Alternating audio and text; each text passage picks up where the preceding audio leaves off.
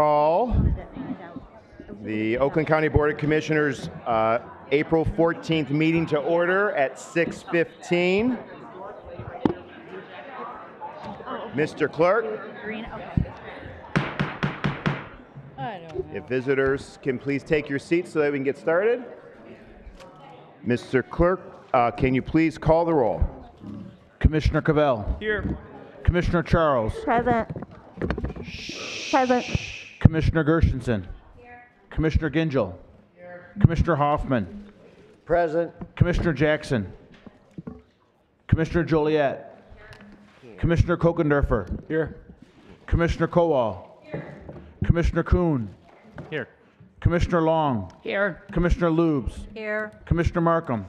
Here. Commissioner McGillivray. Here. Commissioner Miller. Excited to be here. Commissioner Moss. Commissioner Nelson. Here. Commissioner Powell. Here. Commissioner Spiz. Present. Commissioner Weipert. Here. Commissioner Woodward. Here. Mr. Chair, you have a quorum. Thank you very much, Mr. Clerk. This will move us to the invocation this evening to be led by the Honorable Janet Jackson, followed by the Pledge of Allegiance. So Commissioner Jackson, if you can come to the podium, please. Yeah.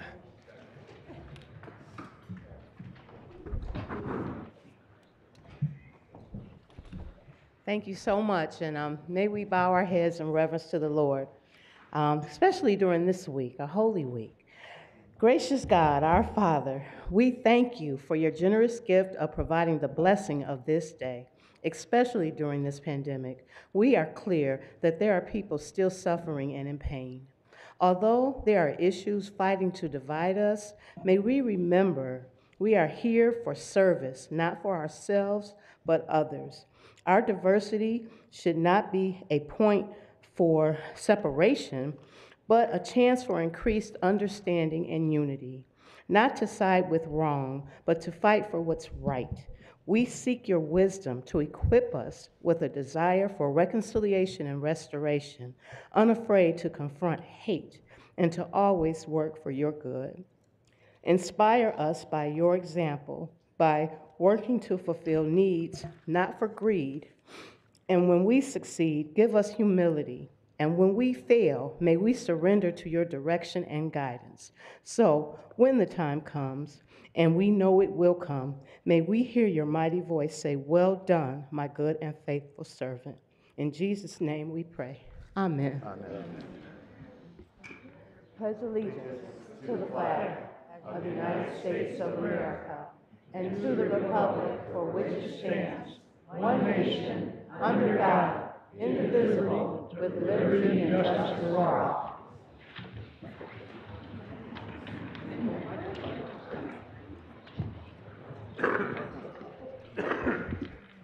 Thank you, Commissioner Jackson, for those words.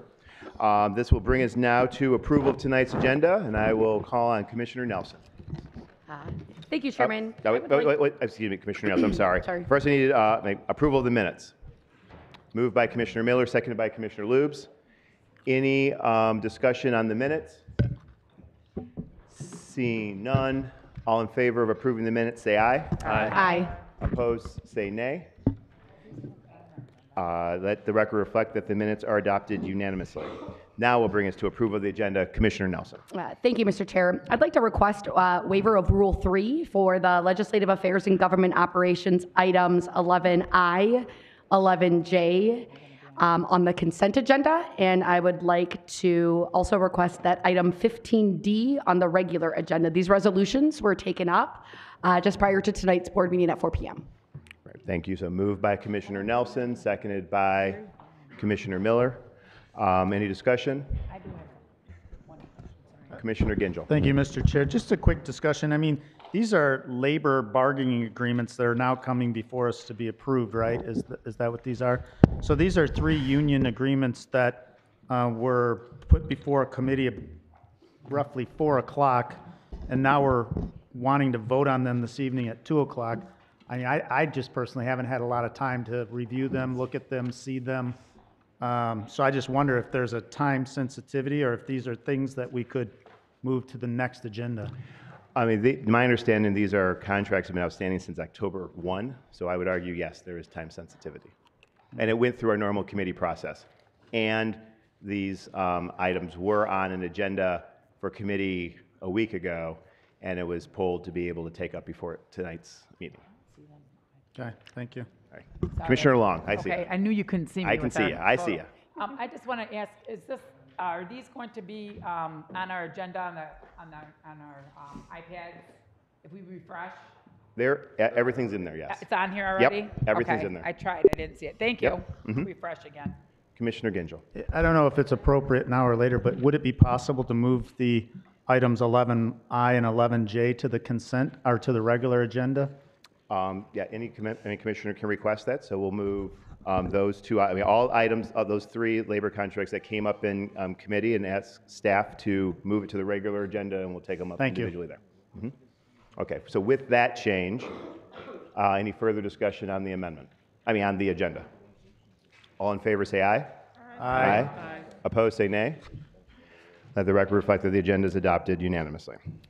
All right, that will move us to communications, and we've got some really great communications and wonderful people that we're recognizing today. And the first person I'm going to call up is our Oakland County Water Resource Commissioner, Jim Nash, to lead us in the discussion of this manhole cover design contest.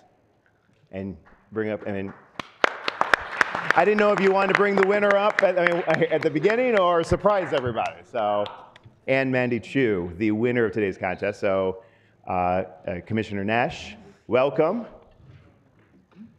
The floor is yours. Thank you very much, Chairman Woodward. I'm happy to be here. This is one of those things I get to do that's always fun in this position. So tonight we're going to be talking about a contest we had to develop a stormwater manhole cover contest. We were looking for the most beautiful piece of work that would basically fit into our theme. Our theme is keeping pollution out of our storm drains, protecting wildlife, and promoting recreational activities. The contest opened on February 2nd and closed on March 2nd. We went out to high schools and colleges in Oakland County to see if students were interested. We ended up having 74 entries, which is significant. We were kind of surprised by that many entries. High school and college students that live and attend in Oakland County schools. So we wanted to bring awareness of the importance of managing stormwater to our students in our schools. And this was inspired really by at a drain board meeting we had back late last year, with David Woodward and Gwen Markham. They're on my board with me. We thought about it, and I know that communities all over the country, around the world really, have designer manhole covers for significant places where people will see them, trying to show what those communities believe in. And this is what we ended up with. The winning design will be cast onto 50 stormwater manhole covers throughout Oakland County, again, in places that people will see them. And we're giving, through my nonprofit, Pure Oakland Water, a $1,000 scholarship to the winner here. So,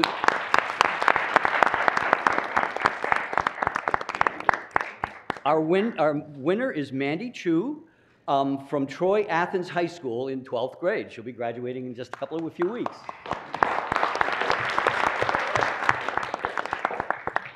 So I'm going to go ahead and to do this. This is going to be cast into iron by East Fort Jordan Ironworks into our manhole. You want to come on over here? You want to come on? Gwen, come on over here. I also want to thank all the hard work that my staff did. Samantha and Brendan is somewhere. Oh, there he is, right there. Brendan's right here. They did a lot of work on this, organizing it all, getting it all set up, and organizing the folks who judged it. We had a whole bunch of people judging. Myself, these folks, a bunch of folks from my office, and some other folks from around the county. So this is the one we ended up with.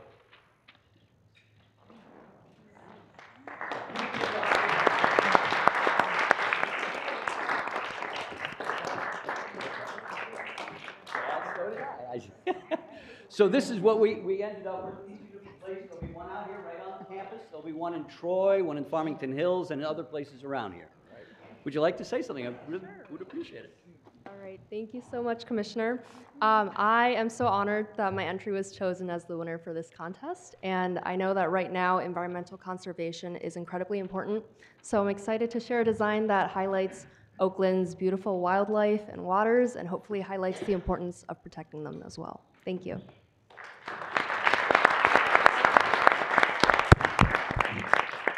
I just want to say I thank you so much for giving us this and having us do this. I think it's wonderful that your art will be all over the county and really showing the message that Oakland County cares about the environment.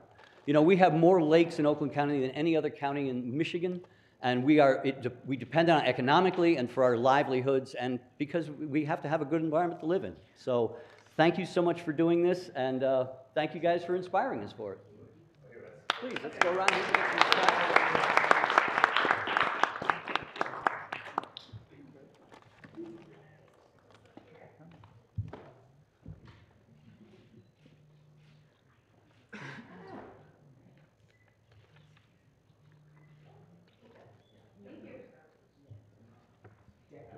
That's right.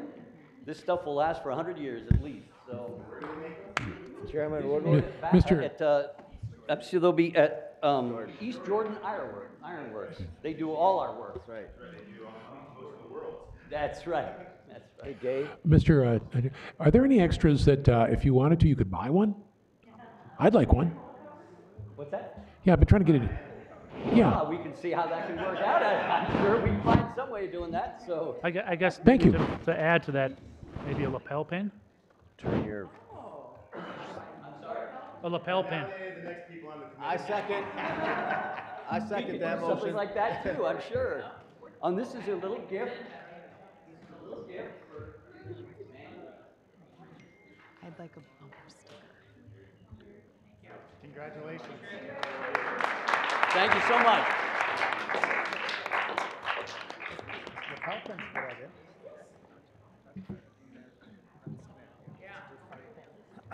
Yeah, right? See what you miss by not going to Dream Boy?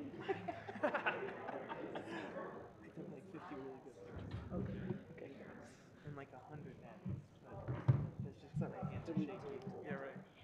Again, congratulations, Mandy. Incredible and an excellent example on how form and function can come together, arts and culture, environmental sustainability, and protecting our water.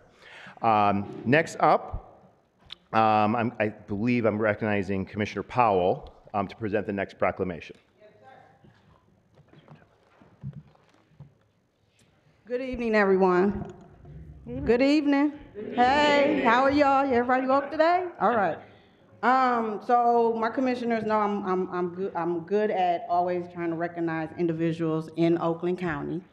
And today we have a dynamic young lady who attends Troy Athens, and her name is Rhea Johnson. And I just want to tell her story.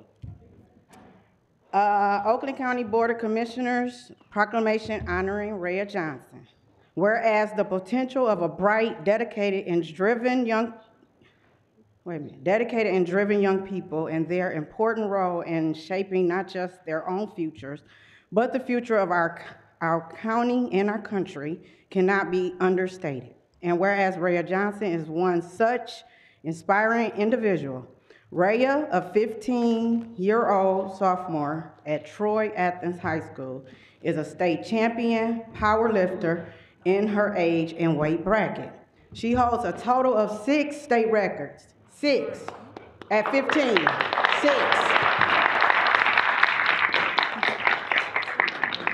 6. In 2 separate powerlifting organizations, and whereas Rhea started lifting weights at age 13, I need to join you, honey, and earned a spot on her high school powerlifting team as a sophomore. She has participated in 5 meets and placed first in all of them. In March, Rhea competed at the USA Powerlifting Nationals in Illinois. She broke 2 American powerlifting records and placed first in her division and weight class. Can I get applause for that?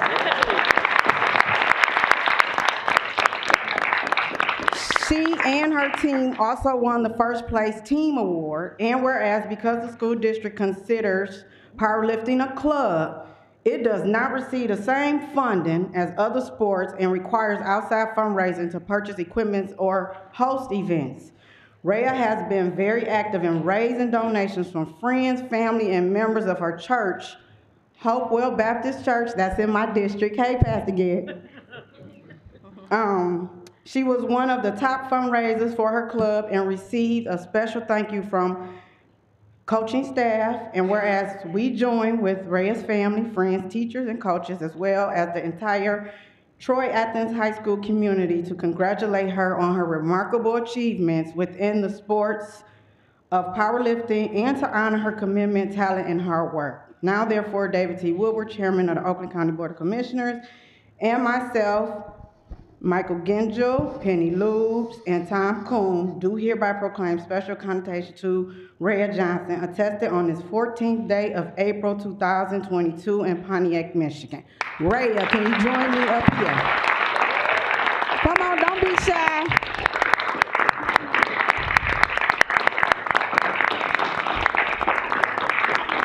And while she comes up, I real quick just want to thank her father, Raymond Johnson, for allowing me to honor his daughter at this event today. Oh, and can I be joined by my commissioner so we could take a picture? So Rhea, she resides in Urban Hills. She attends Troy Athens. Her father's from Pontiac, so that's why I'm presenting it. Thank you. So let's take a picture, and then if you want to say a few words, did you want to say a few words? Yes. Okay, we will. Okay, but let's take a picture first.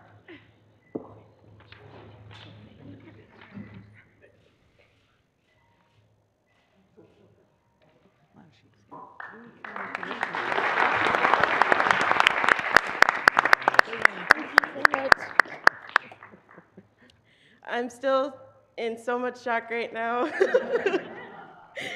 I was not aware that I would be receiving this award, and I want to thank everyone and my parents for everything. Powerlifting was not something, is something that I have had, that I've Take a breath. Take your time. You got it. I have been in many other sports, and those were just not, my heart was not in it. But weightlifting is something that I have grown a passion for, and I'm hoping to take this as far as I can. And I'm just extremely grateful. And I want to thank you guys for this award.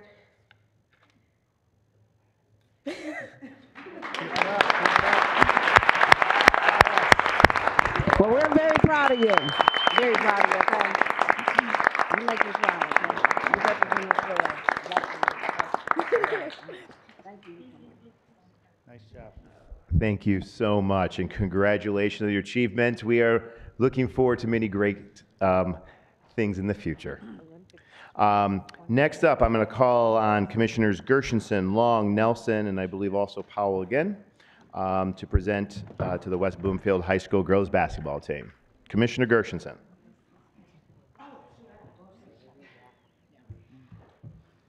So I'm delighted to be here. I do represent the area that West Bloomfield High School is in. I'm so excited to have this team and so proud of your accomplishments, so I'd like you to come on up and join us.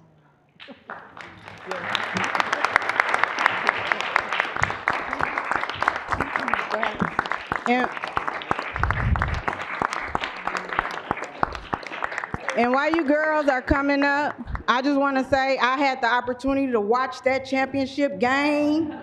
I'm born and raised from the city of Pontiac, but I was just excited to see you young ladies perform on that court out there. And I know what that meant to win the championship. I used to play ball, but we didn't make it to the championship though, okay? And then I was able to share this with the commissioner, Marsha Gershenson, who serves you all where your school is at, to make sure that we did not let this moment go by without honoring you for your accomplishments. That's true. I got an excited text from Commissioner Powell. Do you see what's happening? So we're very thrilled to honor all you beautiful women. Okay. And we have this proclamation honoring West Bloomfield High School girls basketball team. Congratulations. Whereas on March 19, 2022, the West Bloomfield High School girls basketball team, #1, capped off their historic year with a 51-42 victory over Heartland, #3, to capture the school's first ever Division I girls basketball state championship, and I think we have.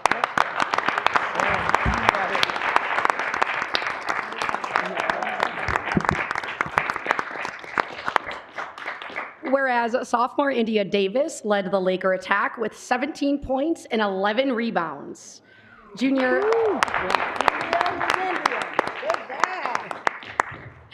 Junior Sydney Hendricks contributed 12 points and 13 rebounds.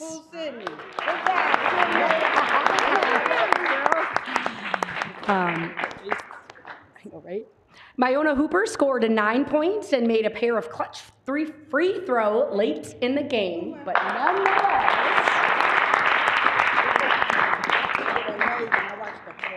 And sophomore Summer Davis scored 9 points and had a team of high of 6 assists.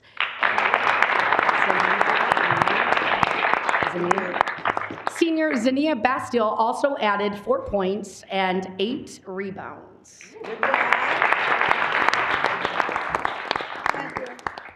All right, here I go, y'all. Whereas the Lakers finished the season 25-1, defeating Groves, Marion, Mercy, Grosse Pointe North, Troy, Rockford, and finally Heartland in the playoffs. Y'all, I'm so proud of you. Sorry, I lost my spot. Where I'm at, I'm doing too much. Heartland in the playoffs before heading to their first state title. The team also captured the regular season Oakland Activities Association OAA Red Championship. In addition, the team was awarded academic all-state honors with a cumulative, a cumulative GPA of over 3.5.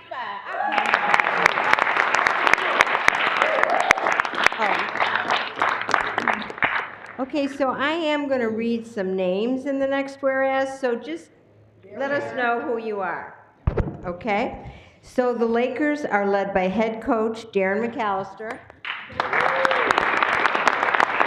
He's assisted by Jamie Glentz. Not, okay.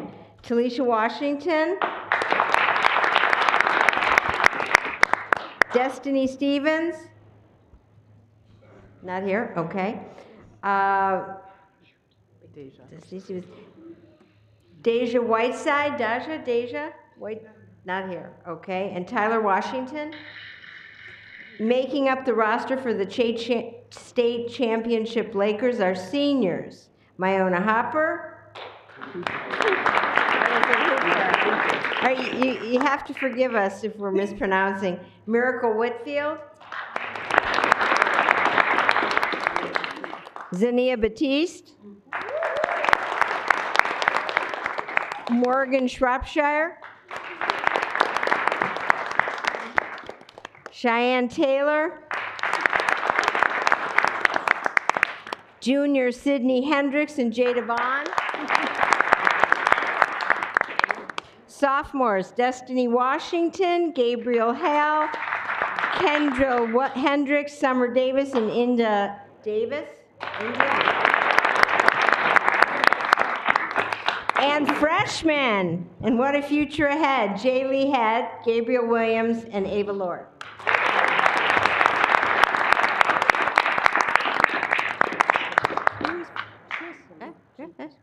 Whereas we join with the students and faculty of West Bloomfield High School and the entire West Bloomfield community, as well as family and friends of these incredible student athletes, to congratulate the Lakers, Coach McAllister, on winning the 2022 MHSAA Girls Basketball Division I Finals. Now, our chairman, Dave Woodward, myself, Commissioners Nelson, Long, and Powell, as well as the entire Board of Commissioners, do hereby proclaim special commendation to the West Bloomfield High School girls basketball team. We wish them the best of luck in their future pursuits, both on and off the courts.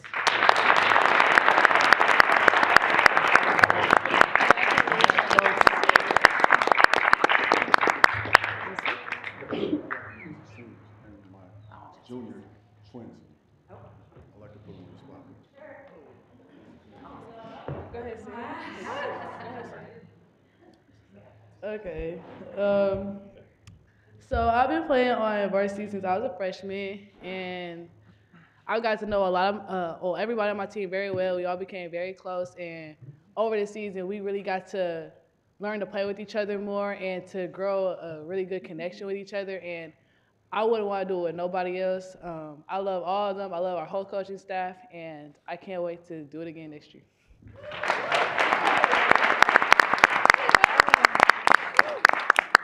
So this year was a great season. I'm glad I got to play with all these girls here. We built great bonds, and it was rough at first, but we all pulled through.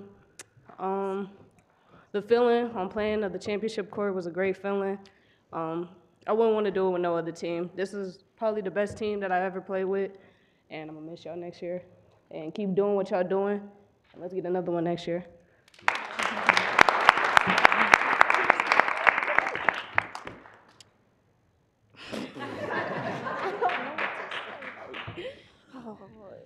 It was a great season. Everybody bought into what we were trying to do, and we finished out on top. I want to say thank you for presenting this award to us, and it was a hard season and a very successful season, and thank you.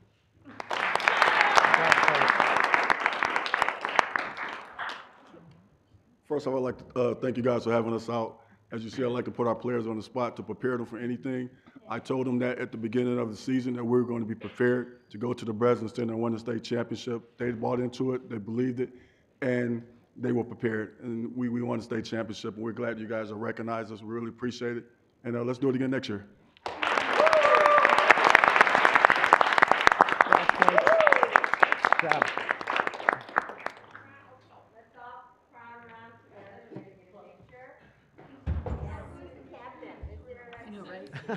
Right on the right.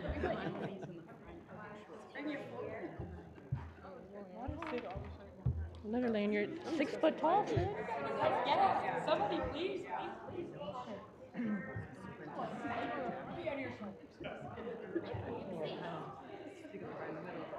I'm standing in the back right here.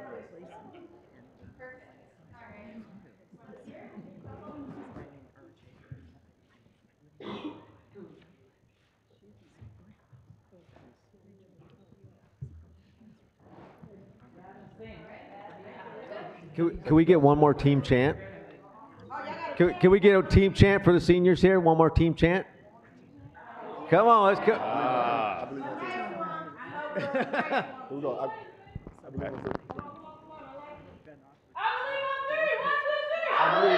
right.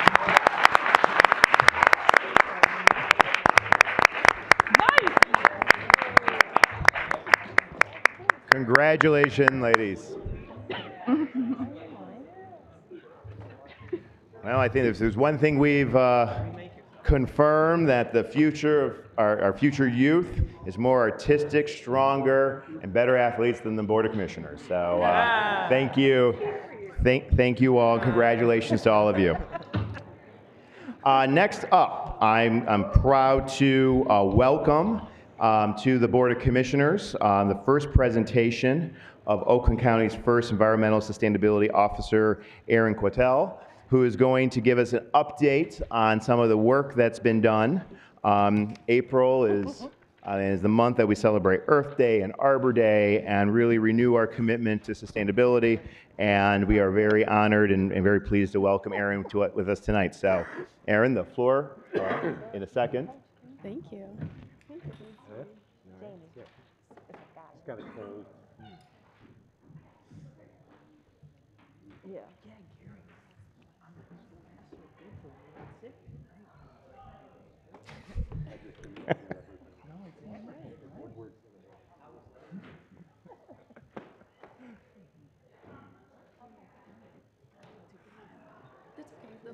We'll do this.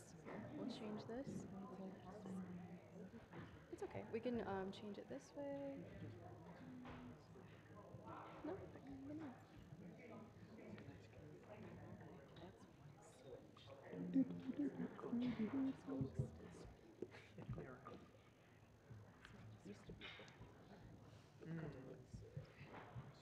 That was anticlimactic. Just give us a second here.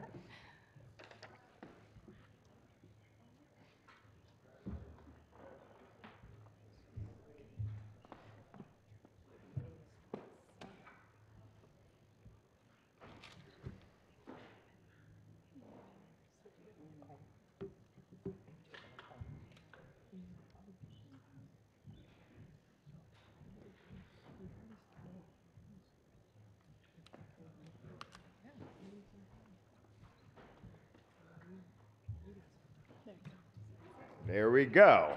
And like I was saying, everyone, give a warm welcome to Oakland County's Environmental Sustainable Officer, Erin Quattel. Thank you so much. I really appreciate it. I'll make sure that this mic is appropriately placed. So good evening, and thank you for having me this evening. My name is Erin Quattel. I am the Environmental Sustainability Officer for Oakland County. I am an Oakland County resident. I live in Farmington Hills. I grew up in Rochester, went to Rochester Public Schools, so I'm just pleased to be here and to serve Oakland County. So first, I'm going to talk to you a little bit about what is sustainability, and hopefully this can progress appropriately. Okay, perfect. So what is sustainability? Kind of work on a working definition so we're all on the same page. I'll then talk about the connections to a global context, talk a little bit about our Oakland County strategic plan, review the Aecom study and give you all an update, and then talk a little bit about the additional county efforts that I've been doing so far since I've been here since October. Specifically, I'll focus in on the countywide climate action plan and a few things call to action for you all to look forward to in very coming months.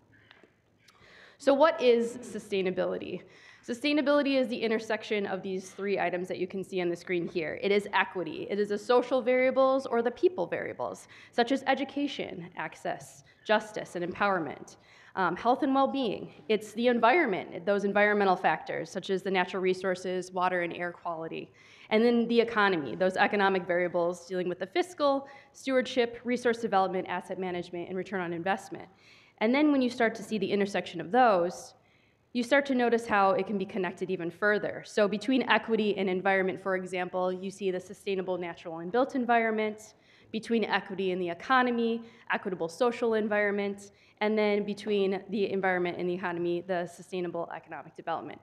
So now bringing that into a more global context, I really like this image because it starts to show the breadth of sustainability. Here on the screen, you can see it's the UN Sustainable Development Goals. And these goals were brought together after the Paris climate agreements. So this shows a lot of different ways that you can start to think about sustainability.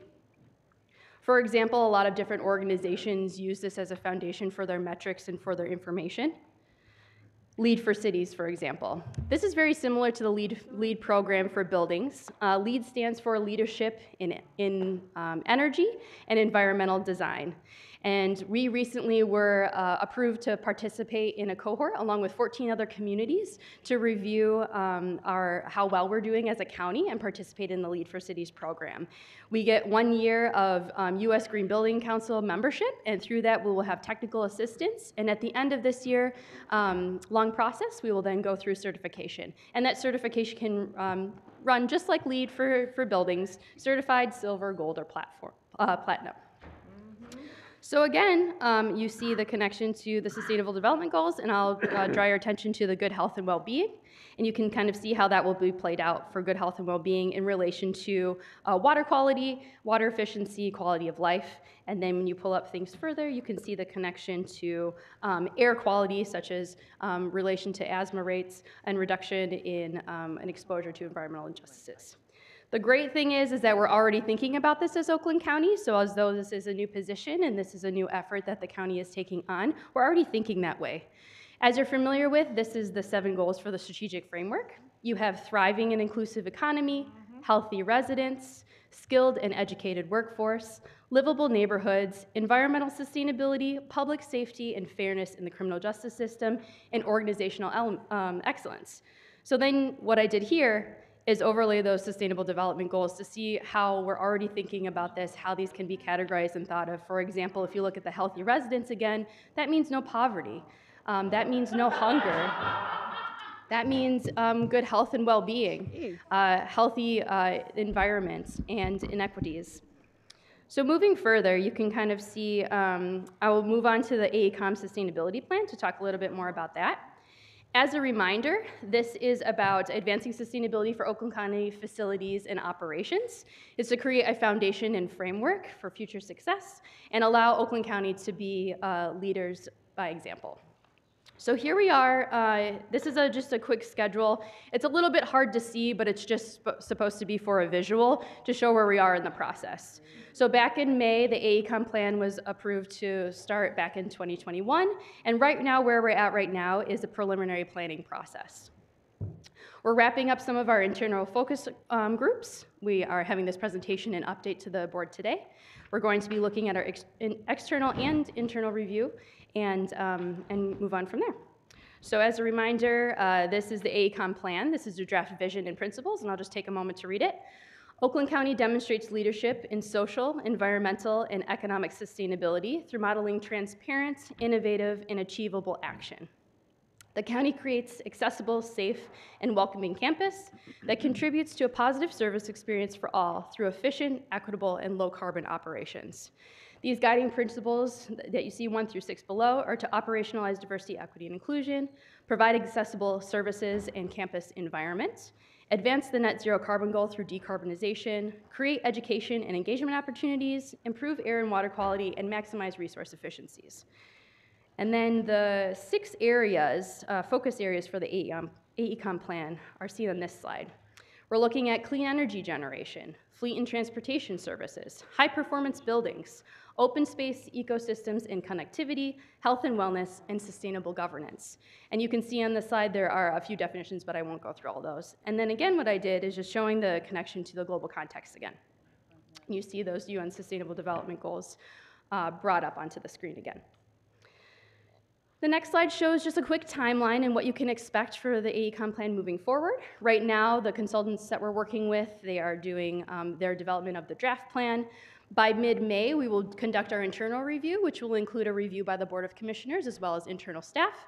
And then we'll also have a transparent public review opportunity so folks can look at that, provide their comments, and then have the final plan in July. This next slide shows a few other things that I've been working on since my time here. I won't go into them, but I'm happy to answer any questions about them.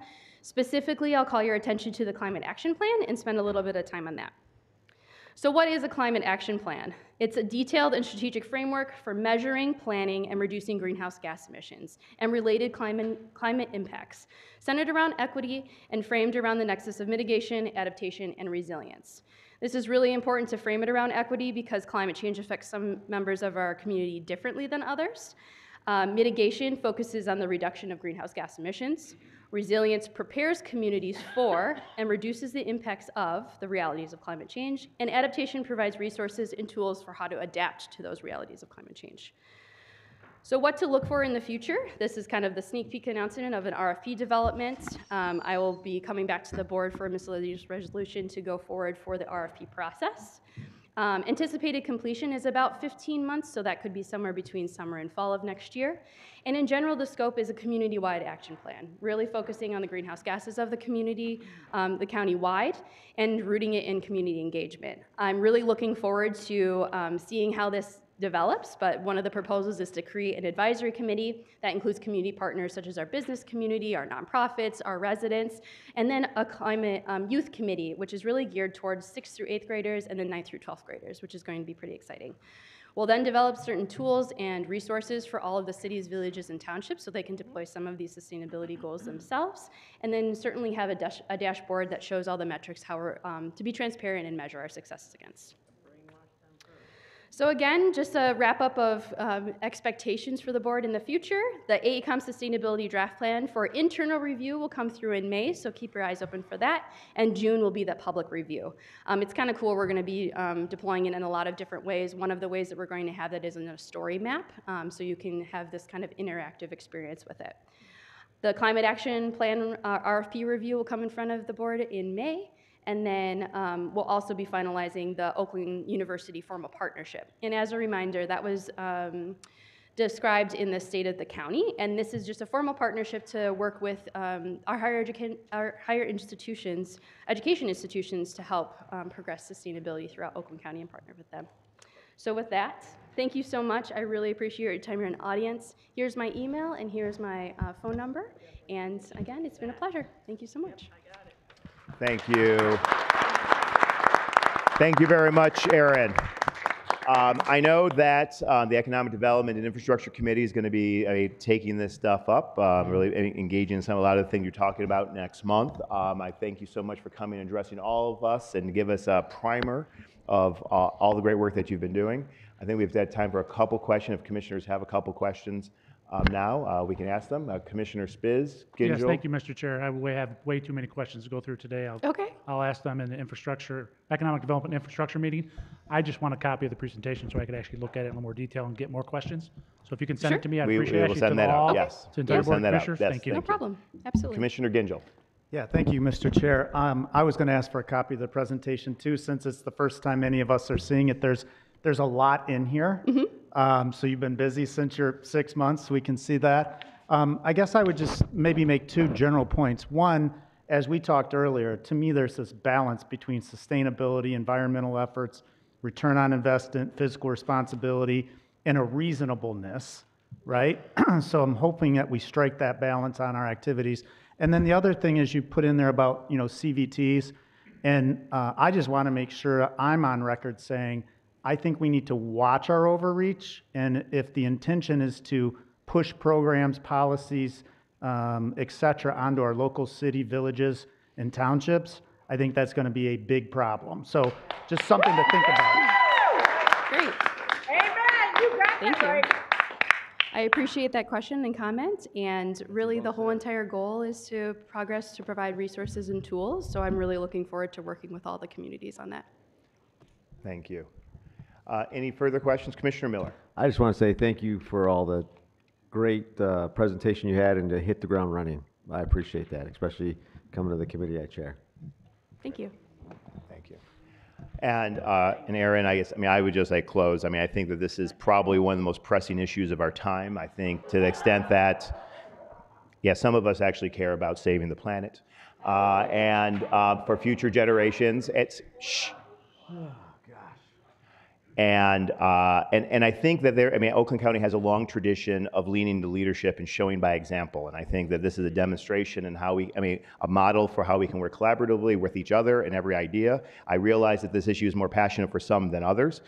We can do it all. And I think that Oakland County, I'm looking forward to a model advancement of achieving the goal that we as a county have adopted to reduce greenhouse gases 50% by 2030, 100% by 2050, and it's going to take individual steps every step of the way. And so I think you've set up a great general framework. I'm looking forward to being part of the future ongoing conversation, and I look forward to working with the leaderships both sides of the aisle in economic development and infrastructure to move this conversation forward. So thank you very much. Thank you very much. Thank you. No. Thank you.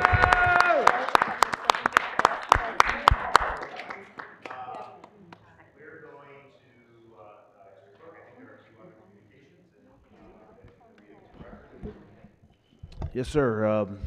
First off, dated March 31st. Dear Chairman Woodward, as you know, regional transportation remains a priority for my administration, and we have an opportunity to shape the planning direction of the Southeast Michigan region through the Regional Transit Authority. We will have much work to do as we recover from the pandemic to ensure that our businesses and workers, senior citizens, and all residents have a system that meets their needs. Pursuant to the authority vested in the Office of County Executive under 2012 Public Act 387, Section 5(1)B and Section 5(2), I'm hereby appointing the following individual to the Regional Transit Authority Governing Board for a term expiring March 31st, 2025, Jeanette Bradshaw of Ortonville, Michigan.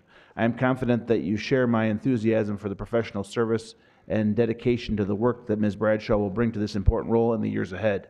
Pursuant to Section 5(7) of Act 387, Ms. Bradshaw shall take and subscribe the oath of office required under Section 1 of Article 11 of the State Constitution of 1963 prior to commencing the performance of her duties pursuant to this appointment. Sincerely, David Coulter, Oakland County Executive. Thank you very much. And next, the next two communications are notification of grant applications. I'm going to combine them into one. They're both dated April 14th to the Oakland County Board of Commissioners. Please accept this letter as notification that I have exercised the authority granted to the chairperson of the board to approve grant applications in excess of $50,000 for the purposes of meeting a submission deadline. Due to the grantor deadlines and the board's grant submission process and calendar, it is not possible to submit the application for full board consideration in accordance with our normal procedures. I have authorized the submission of the following grant applications. Health Equity Regional Council Backbone Agency RFA, awards between $250,000 and $675,000, the deadline being April 14th, 2022. Second, SNAP Ed at Michigan Fitness Foundation in the amount of $59,051, the grant application deadline being April 21st, 2022. Third, Rapid Methods and Microbial Source Tracking for Beaches program in the amount of $105,779, the grant application deadline of April 22nd, 2022. Fourth, the Michigan DNR ORV Trail Improvement Fund in the amount of $100,000, the deadline being May 1st, 2022. And finally, the Miracle Millions Grant Program in the amount of $70,000, grant application deadline April 30th, 2022. Sincerely, David T. Woodward, Chairman, Oakland County Board of Commissioners. Thank you, Mr. Clerk. Is there a motion to receive those communications?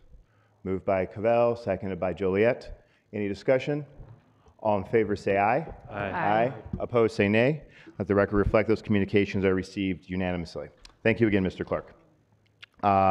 This will bring us to the first public comment of tonight's meeting, of this meeting. This is an opportunity for members of the public to come and address the Board of Commissioners to discuss any items on the agenda. And that would be the consent and the regular agenda of tonight's meeting. There is a second public comment at the end of the meeting for any topic unrelated to any of those topics. And I would ask that members strictly adhere to those. You have 3 minutes. We have a clock up here. I will start with folks who signed up here. And with that, I will call on Ms. Catherine Kennedy.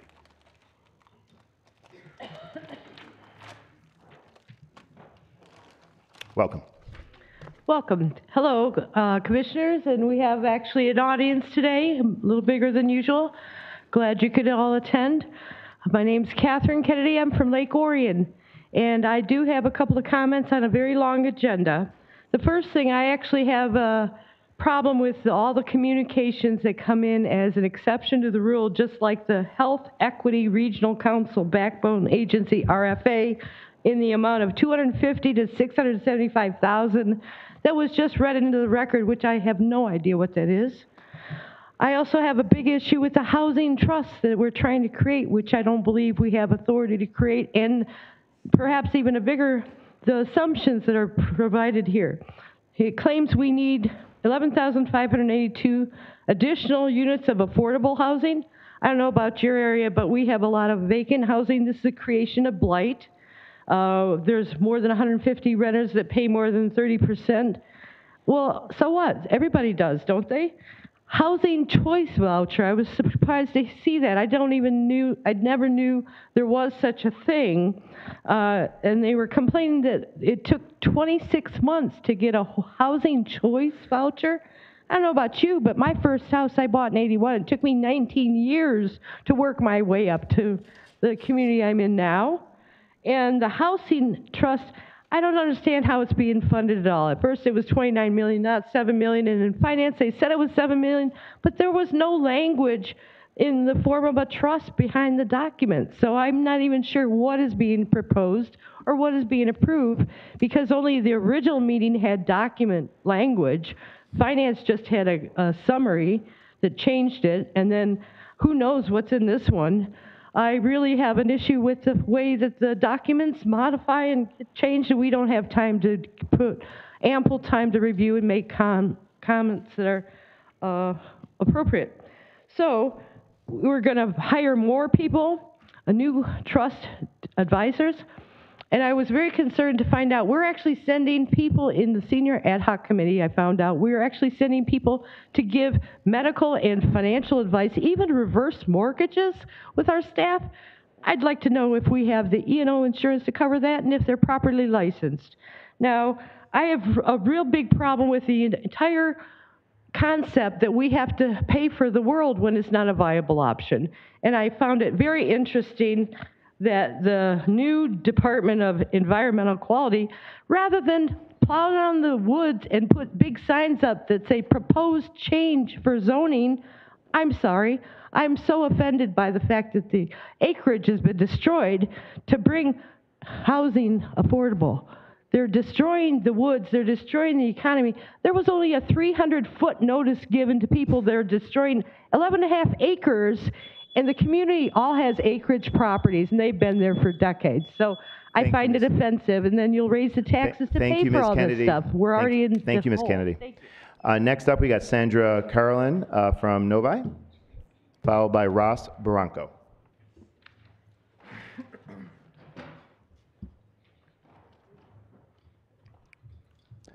Welcome, Sandra.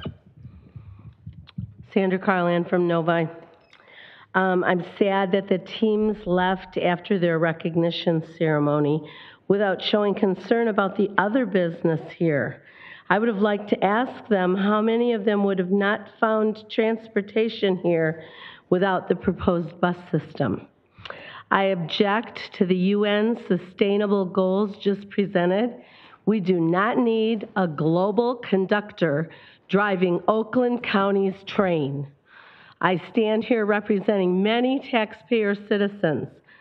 The comment was made about healthy residents coming from well, whatever they came from, I guess the sustainable goals.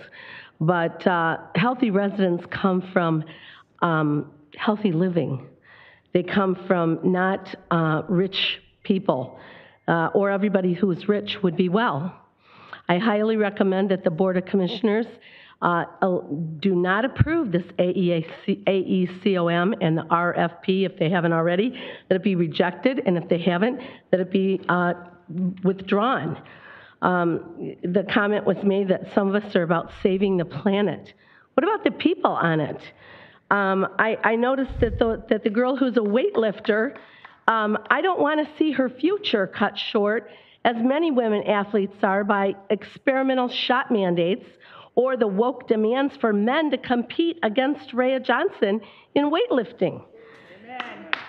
I applaud the allowing of the distinction of the girls' basketball team. May it ever be so. Thank you. Ross, followed by Heather Smiley.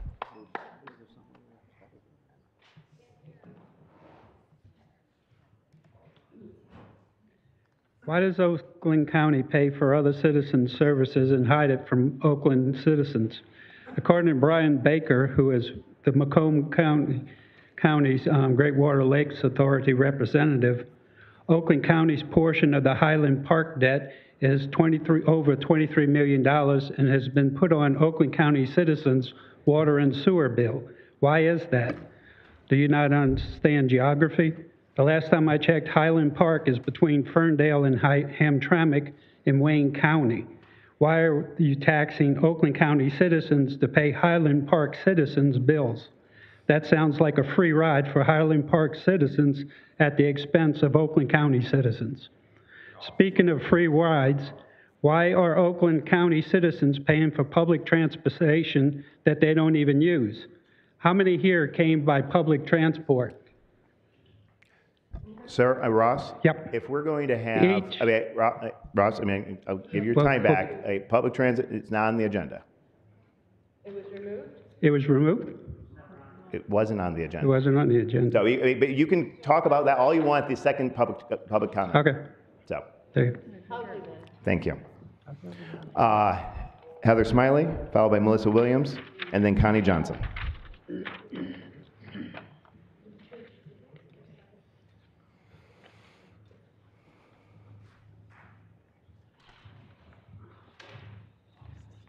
Hello, my name is Heather Smiley. I'm from Lake Orion.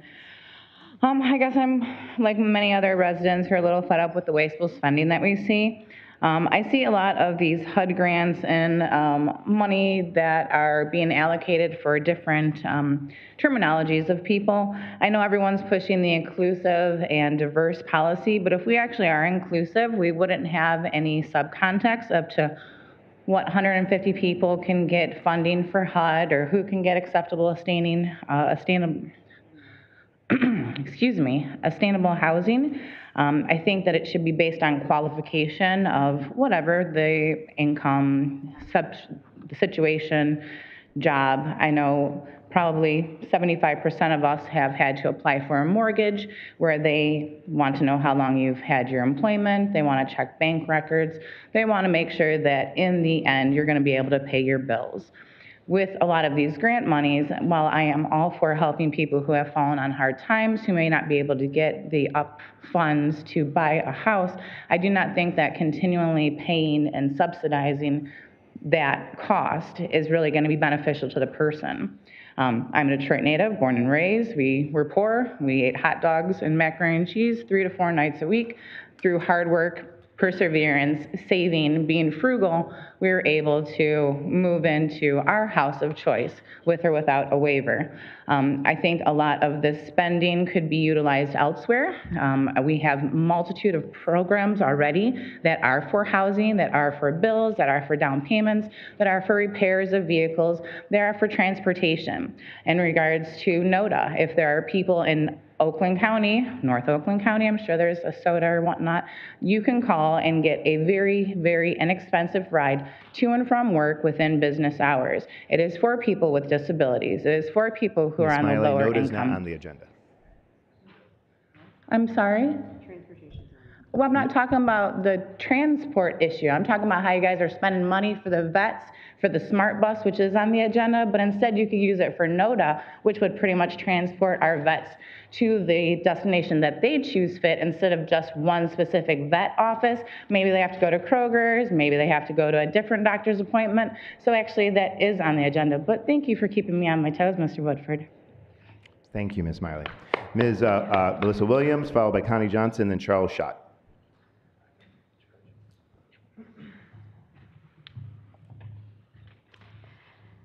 Hello, my name is Melissa Williams. I'm from West Bloomfield. This is in regards to agenda item 16A on page 756 of the board package, Health and Human Services, Neighborhood and Housing Development, resolution establishing the Oakland County Housing Trust Fund.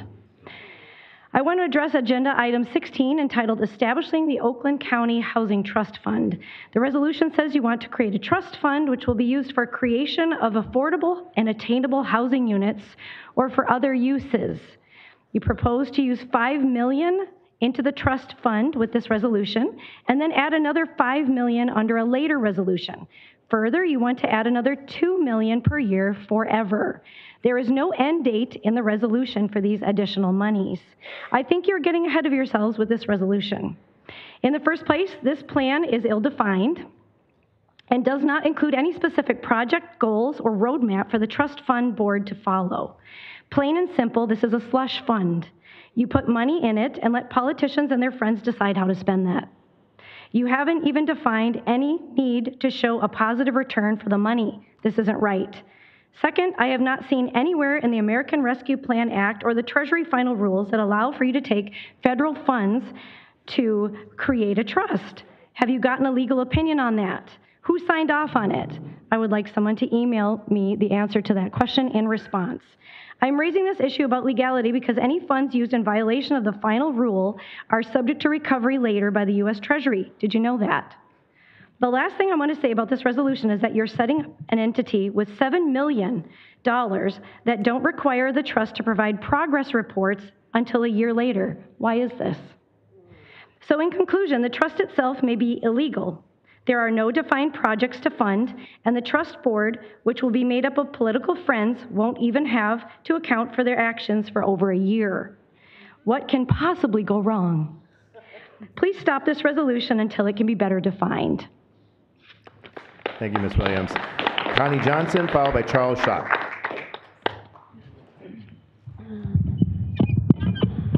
Good evening. I'm Connie Johnson. I'm from Milford, Michigan.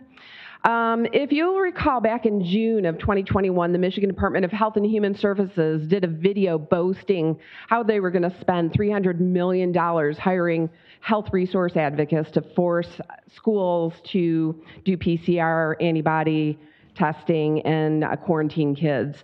The legislature became aware of that and nixed it from the state budget. If you look at page 683, which is part of the consent agenda under the guise of public health emergency preparedness, which is described as funding for families' home visiting programs. This is code for contact tracing, enforced isolation, and quarantining. This consent by our commission, which gave $9.5 million to this voluntary program to continue pushing testing and vaccines and contact tracing in schools, it lasts until this coming fall. First of all, this is a federal grant, which is given to the state. However, there's a matching component of 10%.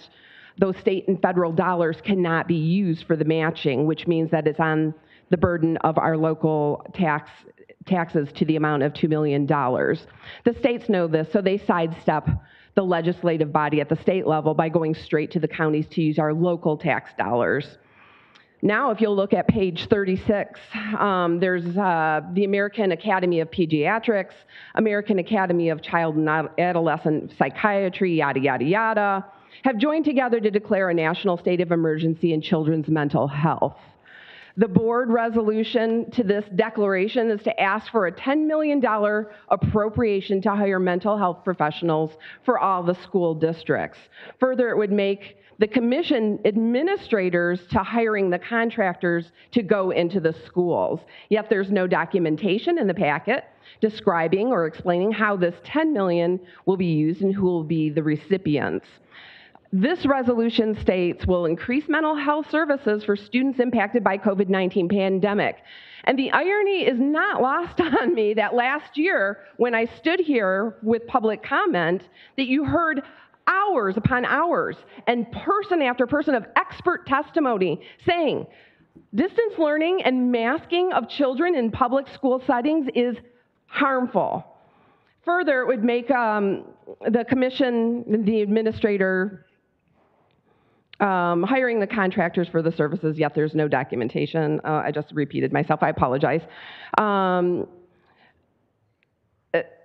This resolution, you allowed it to happen, you went along with it, and now the fallout is the harm that's come to our children and continues because you allowed bad policies. You used your legislative powers for evil instead of good. You had the opportunity and you missed the opportunity. Parents in this county have spoken out on these programs. Leave our kids alone.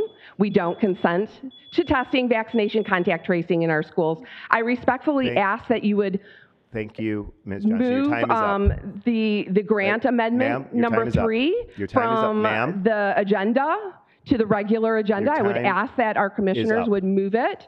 And I ask that you would remove Ms. Johnson, 22095 from... We're going to move on to the next person. Okay. Thank you. From the packet until such a time that you provide all the information. Ma'am, you are out of order. Please sit down.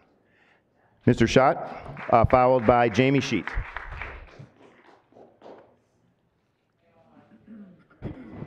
Mr. Schott, do you want to address the board? Charles Schott, White Lake, Michigan. Can you hear me okay? We can hear you. Great. Continuing, I respectfully request that the commissioners ask for suspension of the rules to pull miscellaneous resolution on page 618, grant amendment number 3 to the FY22 Emergency Threats Local Health Department Agreement from the consent agenda and move it to the regular agenda.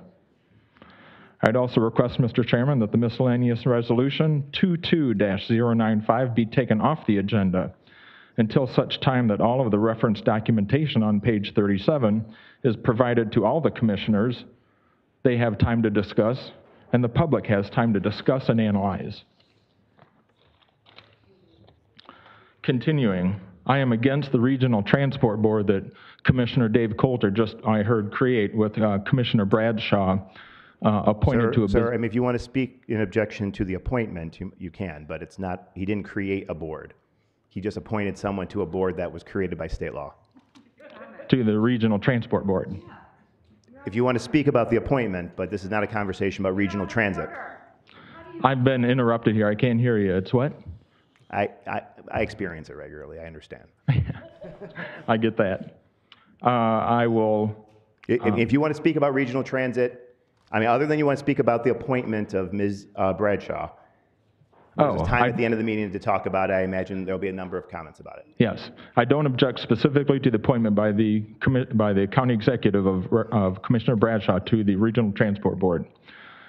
My request for you, the commissioner, and the commissioners here is that any recommendation from the Regional Transport Board be discussed fully, and any funding recommendation only be approved for any taxing authority from the Regional Transport Board only be presented on a November even year ballot, not the August ballot.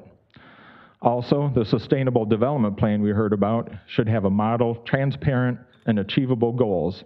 One of the items mentioned was to reduce poverty, and that caught some people's attention. I would say that spending and taxing money for sustainable development does create poverty or adds and aids poverty. Taxing property is not unlimited. Here's a trivia question to the commissioners and to the audience. Name me one state in the nation that has lost a congressional district in every 10 years census since 1980. Michigan, yes. Why is that? One reason is because taxes are increased on homeowners. I would ask all commissioners to seriously consider that. Now, if you rent, you also pay property taxes through the landlord, and I would expect that they would raise your rental rates for an increased tax. Thank you. Thank you, sir. Jamie Sheet, followed by Robert Pulowski. Is Jamie here? Is Jamie Sheet here? I crossed off. You're on the, okay, that's fine. I'll be on, Robert Pulowski.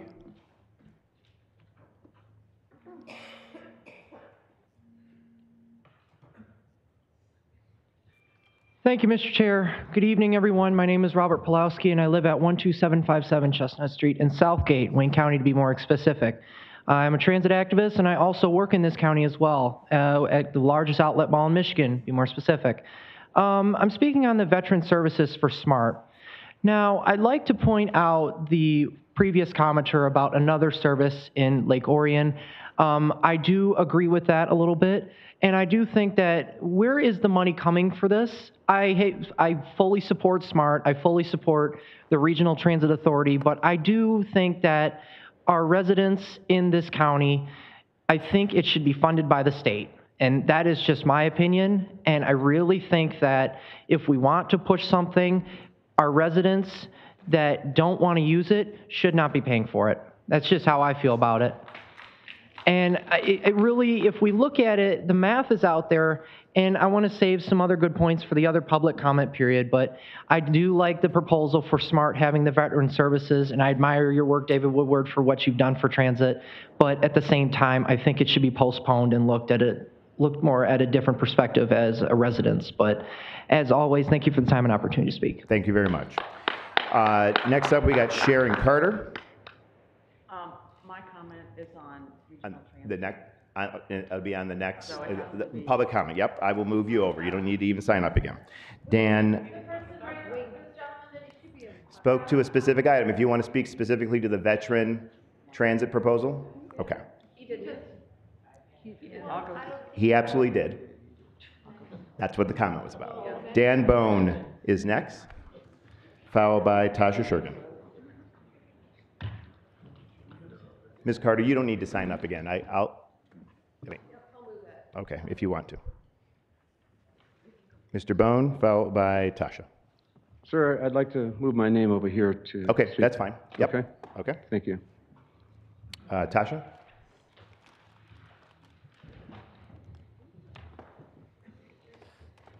Tasha Shergan from Clarkston. That's right, Tasha Shergan from Clarkston. I want to comment on the agenda item 16 regarding the Oakland Together Housing Security Initiative. The resolution will authorize $7 million for the Oakland Shelter Capacity Fund and $2 million to reestablish the roofs, ramps, and repairs program.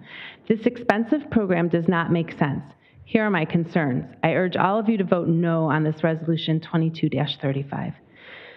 Materials shared last week with the Public Health and Safety Committee showed the Shelter Capacity Fund would add 90 new permanent shelter beds for the $7 million. This comes out to nearly $78,000 per bed. Something's pretty wrong here. When we add in matching funds that are supposed to be obtained from each shelter provider, the cost per bed is outrageous at over $150,000 each. Second, this program appears to duplicate housing programs already existing in local municipalities and the state. Why do we even need another county program? We already have over 12,000 publicly supported housing units in Oakland County. The cities of Ferndale, Pontiac, and South Lyon, and the township of Royal Oak all have the public housing programs already. Ferndale and Pontiac offer housing choice vouchers. The commission has not shown why another $7 million is even needed. In addition, the Michigan State Housing Development Authority gives housing vouchers. Lastly, the plan for monitoring this $9 million fund is not sufficient. For example, no quarterly reporting is required for the $2 roof ramps and repairs expenditures. Also, there's no oversight by the full Board of Commissioners for the entire Oakland Together Housing Security Initiative. For these reasons, this should not move forward. The cost is way too high, the program lacks oversight, and the program duplicates existing local and state programs. Thank you. Thank you. Next up, I have Christina, is it Bellis? Yes. Hi, Christina Bellis. I live in Oakland County, and I wanted to speak to all of you, but the gentleman in the blue jacket in the front row said something earlier about overreach. And I really just want to say, after listening to Aaron's proposal for sustainability, including in partnering with the United Nations, I'm pretty sure that constitutes overreach on a colossal level. Amen. And I cannot even comprehend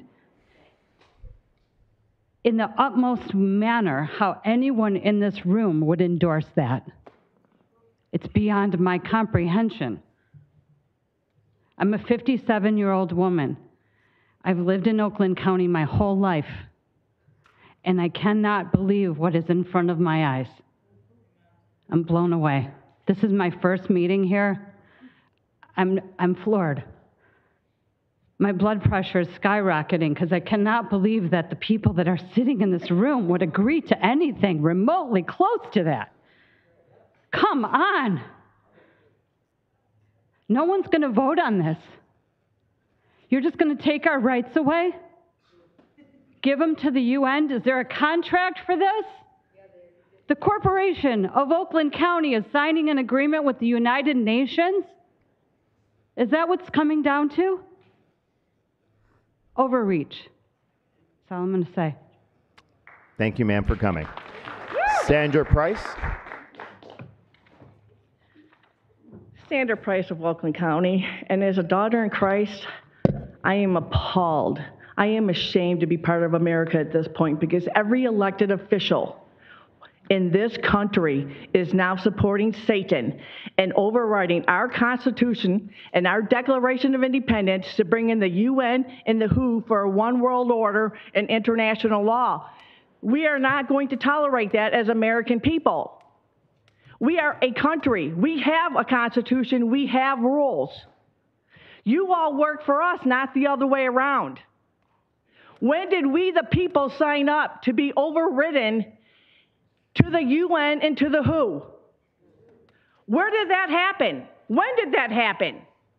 The shame is on this country and every single elected official right now. This country belongs to God. And that is our sovereign rights. Who are any of you to strip that, take that from us? Where's your justification? Christina just asked, where's the contract? Where is it? I understand you're all operating under the APA. I know that's unconstitutional too. But I'm here to tell you, the UN has absolutely no business in this country.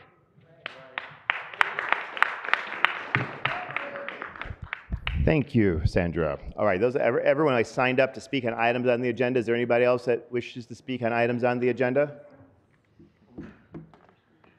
Welcome, sir. If you can state your name and community. My name is Jerry Clixby. I'm with West Bloomfield. I sat here tonight listening to a lot of talk about a lot of the projects, whether it's sustainability or a transit authority. I'm just mentioning transit authority. At some time we have to face the reality that we've got a lot of infrastructure projects, assets already on the ground and in the ground that we can't maintain. But yet here we are having a discussion about adding to that. We live in a world of make-believe. The economy that we have today is not real. It's predicated on debt. It's predicated on printing money. You talk about sustainability, that's not sustainable. And I would urge this body to slow things down until you can face that reality and understand what you're doing. If you can't, we're headed for real problems. Please slow this down.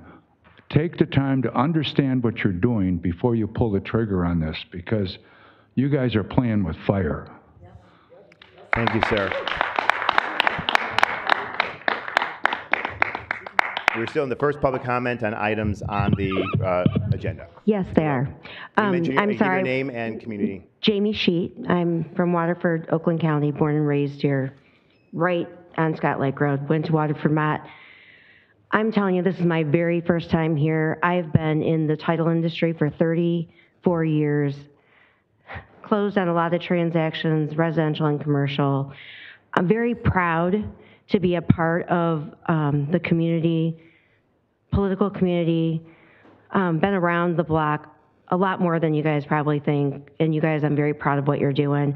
I appreciate my fellow citizens for being here. I will be back because I am very disappointed in what's going on.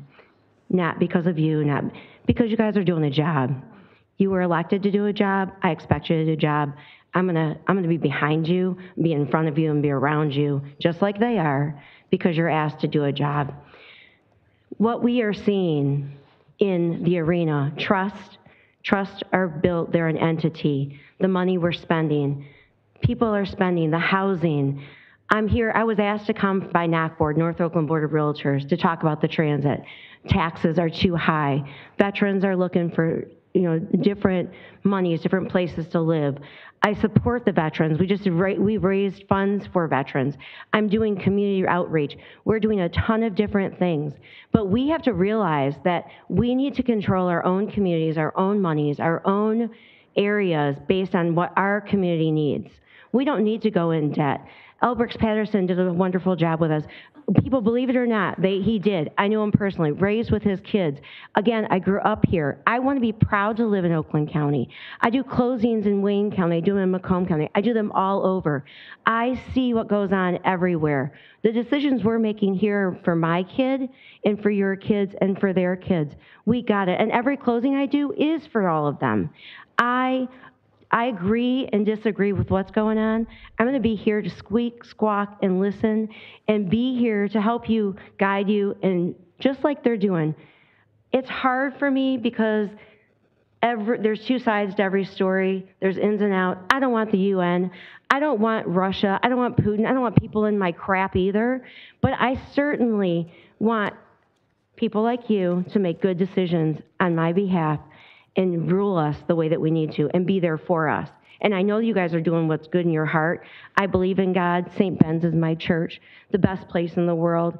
God love us, and the people around us. We all got to be in it together. So make the decisions with your heart, God in mind, and with us in mind. So thank you. Thank you, ma'am. Anybody speak on items on the agenda? If you come to the microphone, state your name and community of residence. And Yes. 3 minutes. Thank you. Hello, Welcome. Wendy Webster Jackson, Southfield, Michigan. I want to just make a comment about the sustainability officer and her presentation. Are we going to address the hypocrisy that it appears that's going to be going on as far as certain people in power get to use elements of, we'll say maybe they're jet planes, things like that that are very indicated to the climate, where the regular people, we have to give up everything. So is it only about the people in control who are in power get to have that, just do as I say, but don't do as I do, because I'm going to just do what's best for me and not the regular people? I just don't see it being turn into a good situation, because they want everyone else, all the regular people have to give up everything. But I don't see anyone else giving up things. Everything they do is counteractive to the so-called climate change, and I'm calling it so-called. I do believe we are in, if you go through the millions of years, you can see that it's different climates and temperatures and all that.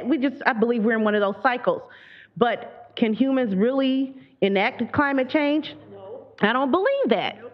No. But if you're going to say, hey, everyone else has to give up everything, I don't want to see people with jets.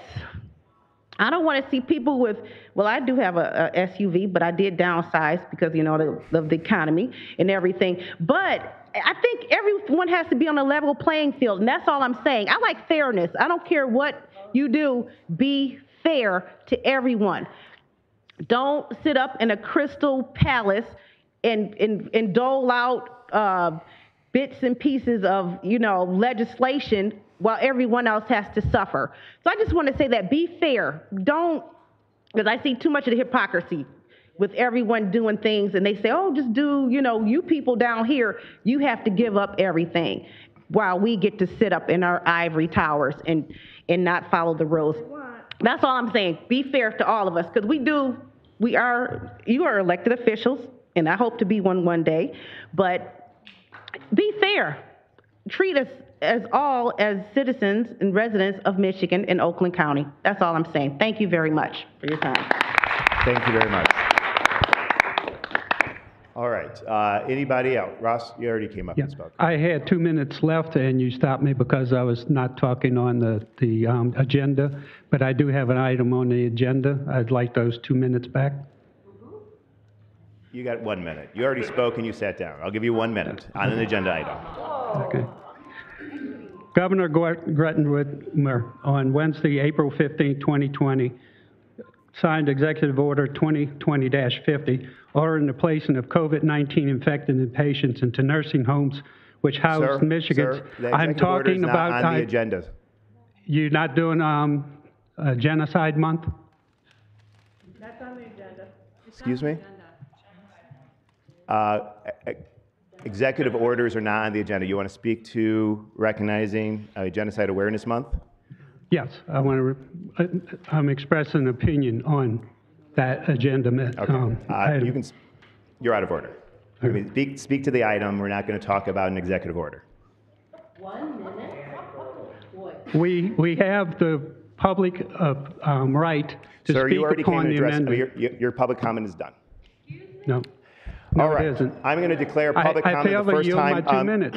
Closed. I had my 2 minutes, and you said I can have it, sir, and I'm sir, discussing you came and something spoke during that's public on comment. the agenda. You can sit down, and I said that I would put you first April up on should the be second comment. Thank you Genocide very month, much. not Sit down, genocide sir. month. Genocide Please is the take your killing seat of the back. elderly, Sir. and that's what you did Sir, by is that what you approving please her, sit down, sir. her COVID-19 rules. Sir, Thank you. Thank you. All right.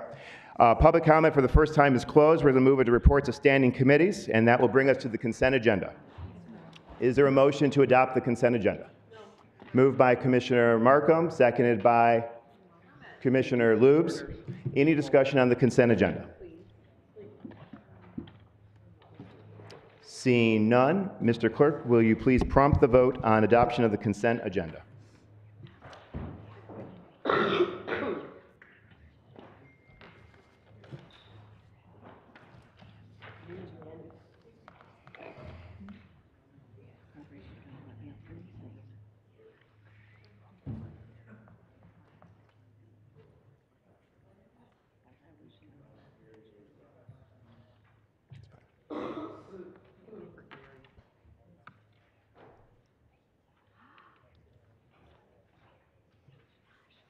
Let's close the board and move it on. Fred, close the board and move on. Close the board.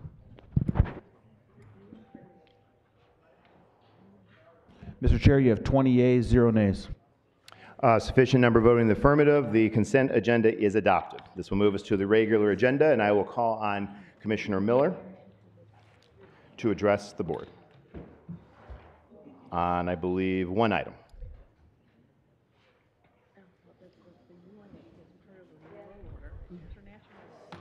You can close that. Commissioner Miller. Thank you, Chairman. I have one agenda item, miscellaneous resolution. It's the Economic Development Resolution for Business Forward Initiative. Commissioner Miller moves the resolution, seconded by Commissioner Weipert. Any discussion? Seeing no discussion, I will call on the clerk to prompt the vote on the adoption of the Economic Development Resolution to fund the Business Forward Initiative.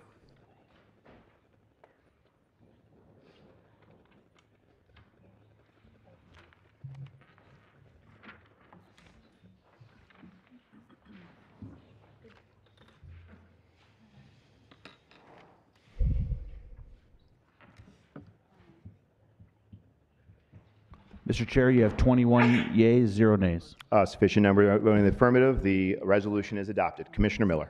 Thank you, Chair. That concludes my report. Thank you very much. I will call the Finance Committee items, I believe, were all taken up under the consent agenda. And then I will call on the Chair of the Legislative Affairs and Government Operations Committee, the Honorable Commissioner Kristen Nelson. Thank you, Mr. Chair. I believe there are 5, right? I have 6. 6. There are 6. Yes, I have 6 items on our regular agenda this evening.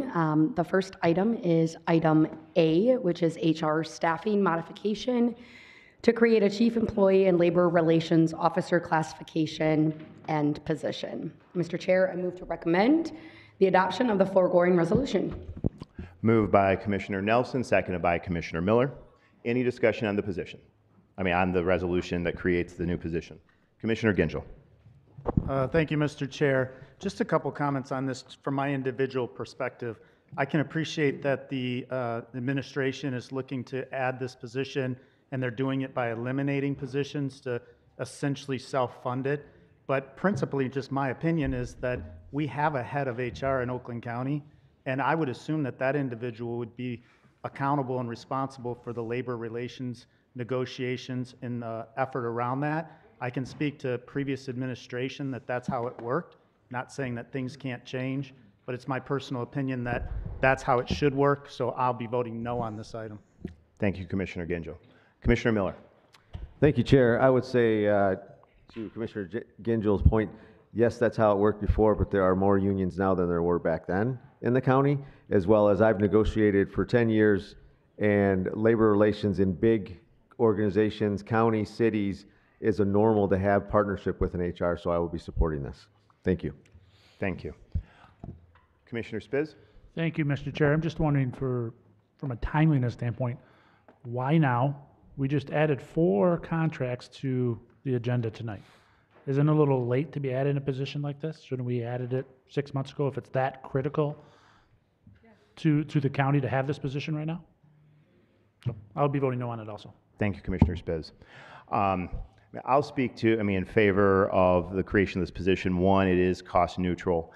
I think HR actually has a lot of things. We actually have a vacant HR position, but aside from benefits, recruitment, retirement, retention, training, and all those things that are part of HR, in addition to labor negotiations and managing employee whether they're grievances with a labor contract or other concerns that get brought up because of supervisors, disciplinary action, the Public Appeals Board, and a series of other things.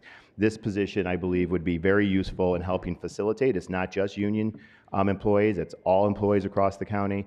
I believe we can bring some expertise in and actually save money instead of going outside and hiring specialized labor counsel. That's why I'll be supporting this resolution.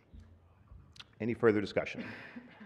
Seeing none, Mr. Clerk, please prompt the vote.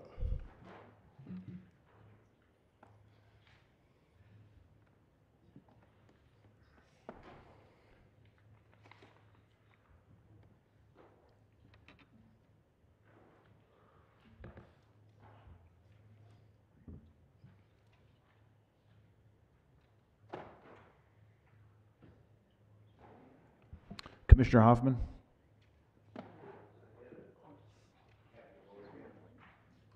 voted. Mr. Chair, you have 13 yeas, 8 nays. A sufficient number voting in the affirmative, the resolution is adopted. Commissioner Nelson. Thank you, Mr. Chair. The next item, item B, Miscellaneous Resolution, Human Resources, Policy Adopting a Hybrid Work Policy. Mr. Chair, I move to recommend the foregoing resolution. Moved by Commissioner Nelson, seconded by Commissioner Gingill. Is there any discussion? I believe that that's the previous vote. I believe there's an amendment here in committee.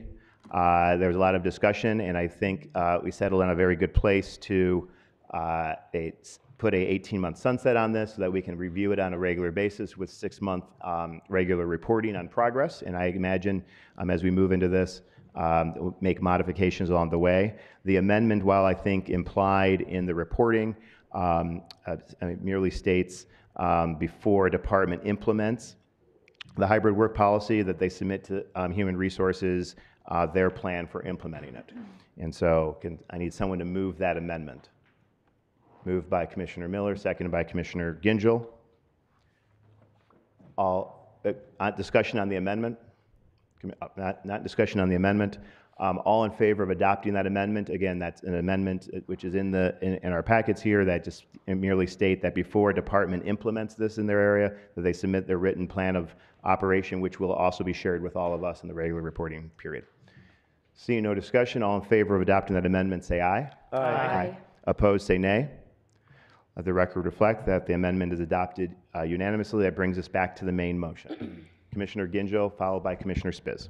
Thank you, Mr. Chair. I mean, as far as moving forward with the hybrid work policy, I do think that's wise.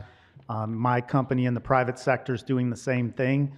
And I guess the comments I would make is that we're going to have to be flexible to maintain our workforce, but we also need to have some continuity so that people know that they are really employees of Oakland County and combined and connected to Oakland County. We don't want a workforce of independent agents. I don't think that'd be good. And the other thing I would say is what we're learning in the private sector is that we're going to have to be flexible and modify. Just because we're adopting a policy here tonight, as we get into this and learn and see situations and circumstances, my opinion is that this will evolve, and it will probably evolve on a fairly regular basis until things normalize. Thank you, Commissioner Gingill. I agree with you completely. Commissioner Spiz.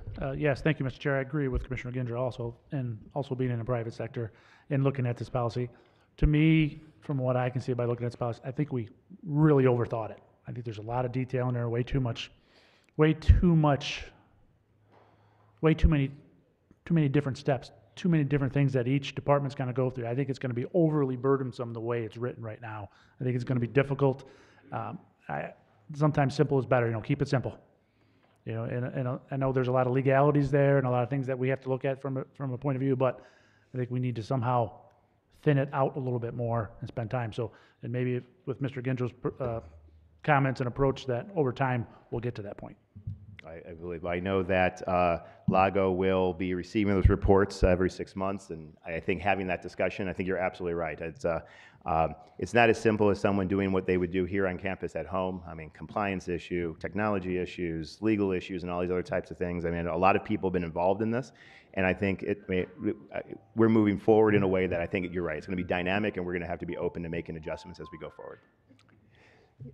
Commissioner Powell. I just wanted to go on record and thank us for taking this type of thing into consideration. As a small business owner, employees are now coming in negotiating these type of things, the hybrid and stuff and their salary. So I think for us to be moving in this direction, the way things are shifting, is a good thing for us. And with the oversight, the continual oversight, just to keep intact and study it moving forward to make future adjustments is great. So thanks to everyone here for considering that. Thank you, Commissioner. Commissioner McGilvery. Thank you, Mr. Chairman. I'm going to be voting no on this, and the reason being is I think 18 months is the part of the plan, and I think that's way too long. We're in a changing deal with COVID. And the other thing that people don't really take into consideration are the employees here at Oakland County are public employees that are paid for by our tax dollars. And I think that, excuse me,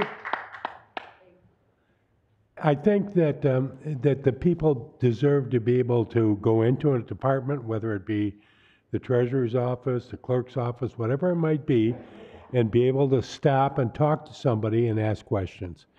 And I just think that I understand that it's a changing world, but I think that we have to remember that they're public employees paid by taxpayer dollars.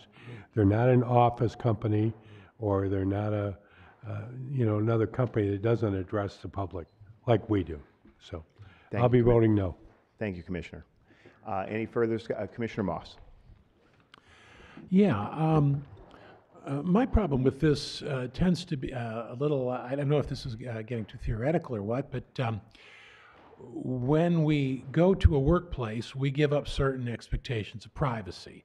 We give up, the right to, be free of search, things like that. The workplace is different from your home. Now, I understand that this is going to be an ever-evolving area of law, because remote workplaces are in some ways becoming the norm. But as more and more people start working from home, is your home basically legally simply a workplace somewhere else? Now, if this were a satellite office that the county had bought, let's say in Royal Oak, and it was an office building there, of course it would be under the rule of the regulations of the county. But when you have people who are working from home in their living rooms or their basements, to then be able to, can you then extend the workplace regulations and the workplace discipline to that part of the home? And I'm afraid I have to confess and apologize to the administration for the fun I was having with April Lynch, where I said, okay, well, what's the policy on dogs in the workplace? Well, okay, what about cats? What about goldfish? And it was a lot of fun, for me maybe, but the bottom line was that what are the restrictions that are perfectly understandable and perfectly legal and defensible for a workplace to now suddenly apply to the home? Now, the argument is, if you have insurance, that for a workplace it is controllable. One would expect you to be able, to restrict certain things from your employees.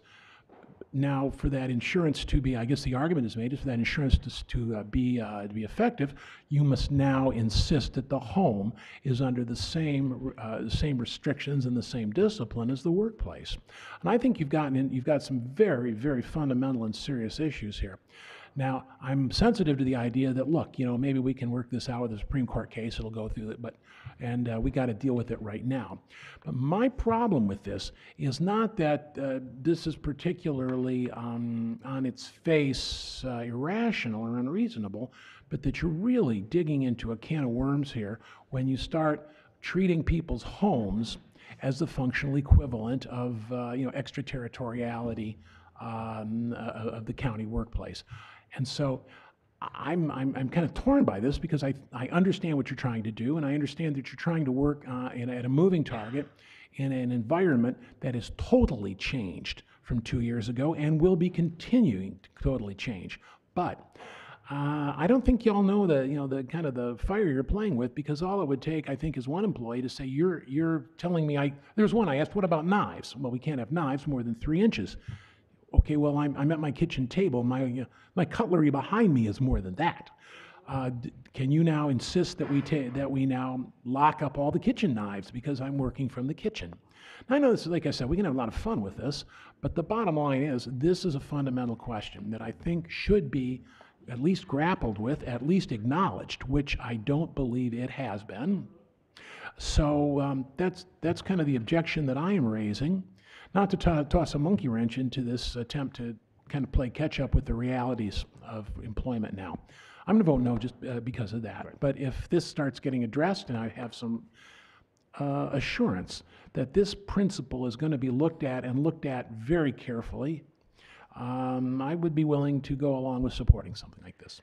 Thank you. Thank you, Commissioner. I think your points are very valid, and as I mentioned, I mean, that it's not as simple as just doing what you did at your desk here, doing it somewhere else. That being said, Corporation Counsel has reviewed this and is recommending this. It's gone through risk management. It's gone through other additional legal counsel. It's gone through our insurance review. I mean, that work went through there. I mean, and I know you were in committee and you talked about this with the deputy executive that was working on this. This brings us to a product that's built on best practices, and we added we added the sunset provision to it to ensure that there's a process for us to review on a regular basis and make appropriate adjustments going forward. Commissioner Spiz, and then Commissioner Gingell for a second. Thank you, Mr. Chair. Commissioner Moss said it a lot more eloquently than I did, what I was trying to get to by complicated. I think there's many overreaches within this policy that in the private sector, we don't have those type of things into our policies and our hybrid policies from work at home. We don't call out the size of knives. We don't call out that kind of things. And maybe it's a difference between a public organization and a private organization, but to me, that's what I meant by complications. So it's more of an overreach perspective, and Commissioner Moss said it a lot better than I do. So I'm on board with Chuck there, and I will also be opposing this. Thank you, sir. Commissioner Gingell. Thank you, Mr. Chair. I think Commissioner Moss's comments go to what we were saying. This is complicated, and there's a lot of things that we're going to have to figure out along the way, like liability, like utilization of company assets in somebody's private entity. What does that mean? And so we, just for the record, to talk to Commissioner Moss's point, we, the Minority Caucus, did have April Lynch, the head of HR, and the governor of this policy origination, come talk to us about the things that were in there around provisions in the public home that some could see as a restriction. And what she attested to us is that ultimately this is saying that our employees that work at home need to follow and comply to state and local law. And that's reasonable, in my opinion. So, if that changes, or if for some reason the interpretation of that explanation changes, we will be moving to come back and revisit the policy. But if I were predicting it here, we're going to be revisiting the policy on a regular basis as we learn more with, whoever is authorized to work from home. Thank you. Thank you. Any further discussion? Good discussion. See no further discussion. Mr. Clerk, please prompt the vote.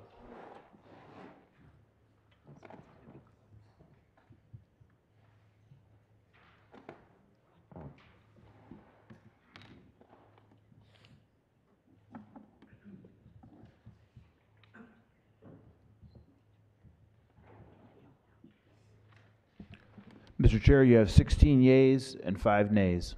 A sufficient number voting in the affirmative, the resolution and policy is adopted. Commissioner Nelson. Thank you, Mr. Chair. Next up is item C, appointment to the Regional Convention Facility Authority Citizens Advisory Council.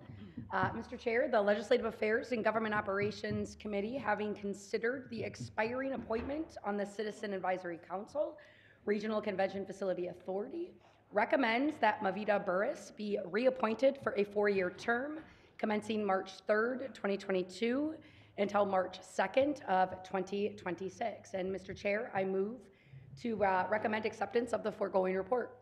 The appointment is moved by Commissioner Nelson, seconded by Joliet. Any discussion? Seeing none, Mr. Clerk, please prompt the vote.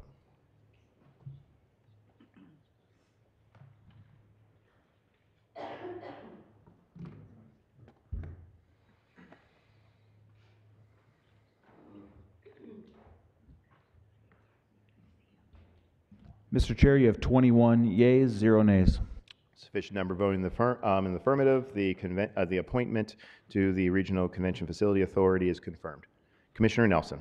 Mr. Chair, the next item is Miscellaneous Resolution Fiscal Year 2022 Wage Reopener for the Oakland County Employees Union affiliated with the International Brotherhood of Electrical Workers, Local 58 AFL United. Mr. Chair, I move to recommend adoption of the foregoing resolution. Moved by Commissioner Nelson, seconded by Commissioner Miller. Any discussion? Seeing none. Commissioner Spiz. Thank you, Mr. Chair. Just one point I'd like to make with the majority of these contracts that come before us is, in general, we normally support all our unions. But in this case, my only concern here is just timeliness. I know we haven't had these in place since October, but many of us haven't had time to look at these in real detail, which is my concern. And I would like to ask, and I would hope that we could have pushed it to the next meeting, but as Commissioner Gingell mentioned in the beginning, we understand that potentially is not an option from your response. So at this point, I can't support it. right? Because I mean, I really haven't had an opportunity to review it, and if I don't have an opportunity to really review it, it's hard for me to say yes. Right, thank you. Thank you, Commissioner. Any further discussion? Seeing no discussion, Mr. Clerk, please prompt the vote on the foregoing resolution.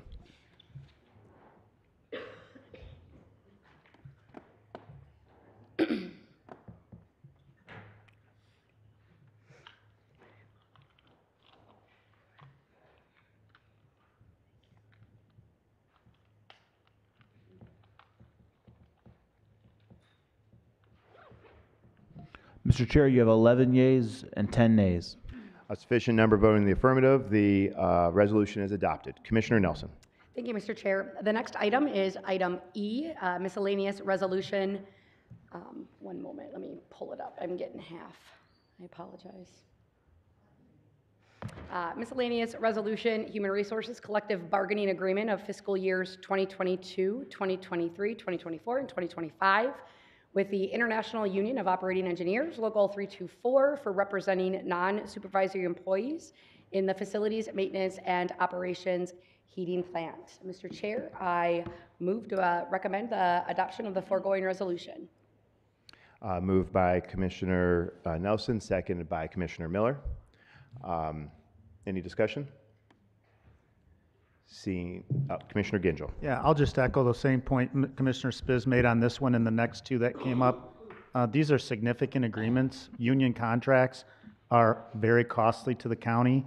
Having them appear at a meeting prior to this meeting and then coming to this meeting for approval, I just would appreciate more time to have the opportunity to review them, so I'll be voting no. Thank you, Commissioner Gingell. I mean, for the record that, these contracts were posted publicly prior to LAGO. It's some more time to work on that, to be brought up, and it was discussed in committee to bring it forth prior to today's meeting. So, commissioners, did have access to these documents more than, prior to the last round of committees. Without any further discussion, Mr. Clerk, please prompt the vote.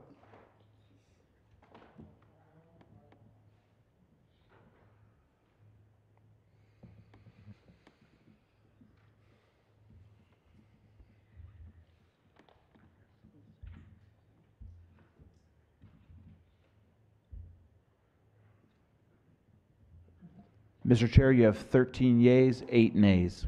A sufficient number voting in the affirmative, the resolution is adopted. Commissioner Nelson. Thank you, Mr. Chair. The last item is, I believe, item F.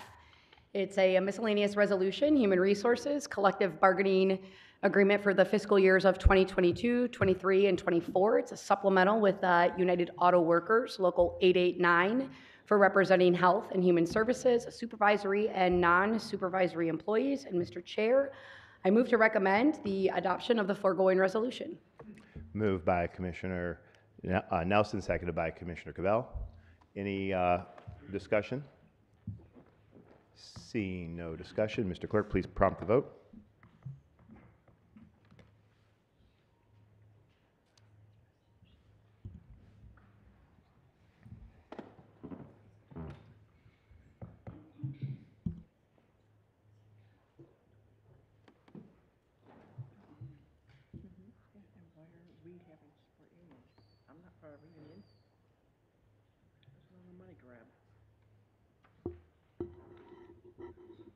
Mr. Chair, you have 13 yeas, 8 nays. Sufficient number voting in the affirmative, the resolution is adopted. Commissioner Nelson. Thank you, Mr. Chair. That concludes any of the reports of the Legislative Affairs and Government Operations Committee. Thank you very much. And slow it down the next round of committees. Commissioner, I'm going to call on the Chair of Public Health and Safety Committee, Commissioner Penny Lubes. I believe we have 3 resolutions. Commissioner Lubes. Oh, Breck. Yeah.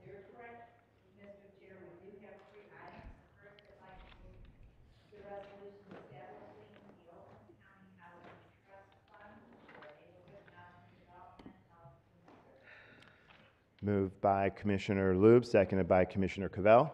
Any discussion? Commissioner Gingell. Thank you, Mr. Chair. I'll just make a comment on this one. It'll apply to all of these items, which I'll be voting no on. I think this is creating a very slippery slope for our county. I do not agree with the way that socialized housing is starting to be pushed on our communities. This is the first step. And the other thing I would say is that my displeasure is that in the last meeting, we had Deputy County Executive Hobbs here, and he was asking for support for some of these types of things. My request was that we would have a commitment that if any of these went through, we would not overreach and stick our toes in the local community's business around zoning policies and housing percentages, et cetera, which has been proposed here over time by Commissioner Cavell. I don't like it. My communities don't like it. We shouldn't be doing it. And I cannot support any of these. Thank you, Commissioner Gingell. Commissioner. Yes, thank you, Chairman Woodward. I agree completely with what Commissioner Gingell said. I'm worried about the local municipalities, their loss of control, and us demanding what kind of housing go in each of their community, in our communities. So I'm going to vote no on all three of these too. Thank you. All right, thank you, Commissioner Long. Commissioner Kowal. Thank you, Mr. Chair. Yes, specific to this resolution also, it's the creation of a non-elected board to have great leeway and actually being allowed to approve housing proposals of less than or equal to $1,500,000. That I feel like there's it's Open Meetings Act and all that, but there's really giving way too much authority and power to an unelected board. So I'll be opposing this. Thank you, Commissioner Kowal. I'm going to support this resolution. I don't think that there's anyone who disagrees at the need of attainable housing, particularly for those that earn at the bottom end of the scale. That we know that we need more of these units. This applies a market approach to being able to do this and work in collaboration with the people who are helping develop it. To the point about open meetings, the panel that would evaluate proposals would be subject to the Open Meetings Act. And similarly, we would be following the model that we do with our housing organization that does a tremendous job that we give tens of millions of dollars a year to appropriate for a host of services, whether it's home repair, community improvements, whatever, through the CDBG program. And so the leadership that oversees all of that, the Director of Housing is going, will oversight and preside this, and we will be working in regular and ongoing communication to help to support in the development of new attainable housing across the county. So I think this is a proactive step. It's sound, it's built on best practices across the state and across this country, and I'm going to be supporting this. Commissioner Miller. Thank you, Chair. I'm going to support this because I believe all walks of life deserve to live in Oakland County and given an opportunity to enjoy the amenities of Oakland County. Thank you. Excellent. Thank you very much. Commissioner Spiz. Thank you, Mr. Chair. I'm going to piggyback a little bit off what Commissioner Miller just said. Yeah, this is Oakland County. We have a lot of individuals that would love to live in Oakland County. Unfortunately, not everybody can, all right? So I commend Commissioner Cavell for trying to put something like this together. And I commend that he's trying to pseudo-run a pilot using ARPA funds to fund most of this. The part I had the biggest heartburn is the ongoing cost for the $2 million into perpetuity. You know, if you sunset it, maybe we could have some bigger discussions about a smaller pilot or something to see if something like this is going to work. Because, you know, Commissioner Woodward, I hear what you say, but, you know, I'd like to see a lot of that data and review that data and do a lot more time and study, because this, you know, is an important topic, a lot of money, and I think we need to spend a little more time. And I know Commissioner Cavell has put a lot of time and effort into this, but I think there's a lot of bigger questions that still need to be answered, so I will not be supporting this. Thank you, Commissioner Spiz. Commissioner Charles. Good evening. Yes, I just want to make sure it's clear that a lot of the heavy lifting and the hard work happens at committee, and it's just disappointing that we arrive at meetings like this with, you know, a lot of posturing sometimes happening, where discussions like this could happen at committee before these things arrive to the main board meeting.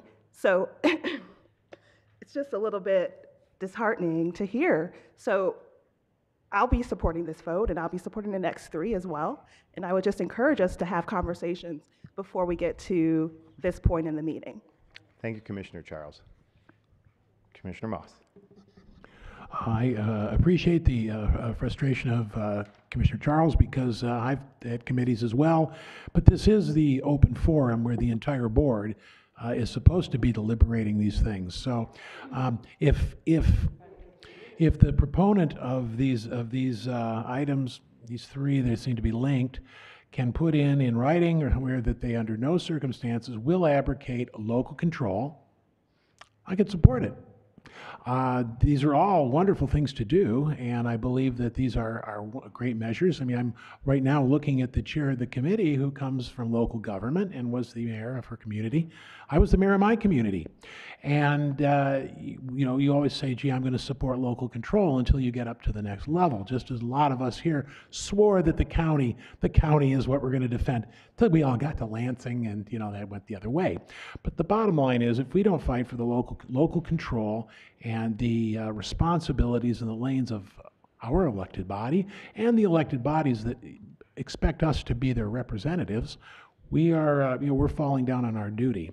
So if somehow in all these we can put in an assurance that will be there after I'm gone, you're gone, that states we are not out to abrogate local control, and that the individual communities can be made to see how this is an advantage to them, and then they can agree voluntarily, as many of them have, I would be willing to support it, but until then, I'm afraid I can't.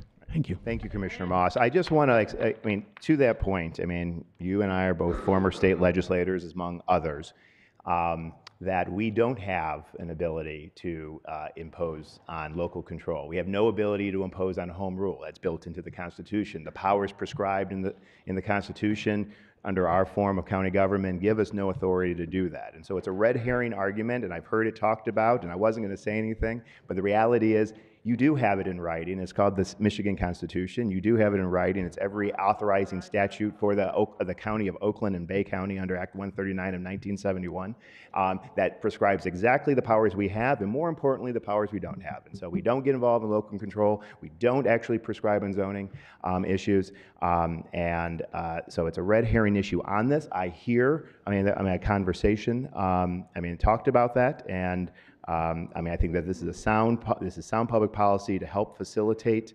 the development of additional attainable housing across the county. That's why I'm supporting it. Commissioner Gingell for a second time. Yeah, I'll just add one comment, not to prolong the debate. So I appreciate what you're saying, and then therefore I would surmise that there would be no effort, no forward motion around any type of study, funding allocated to a study to go out to our local communities and assess their current zoning policies, their zoning ordinances, or anything of that nature, which has been discussed, at least in some form or fashion, in this building. So I'll leave it at that. Thank you. Commissioner Gingell. Commissioner Joliet. Appreciate Commissioner Cavell's interest in trying to address the problem in Oakland County, and it's come a long way from where it started. And the ARPA funds dedicated to this, I don't have an issue with. It's the trust fund that I have questioned a number of people about in terms of the ongoing funding mechanism and it being revisited. And therefore, I can't support it the way that it's written for this to be an ongoing $2 million trust yearly. Thank you, Commissioner. All right. Commissioner Powell.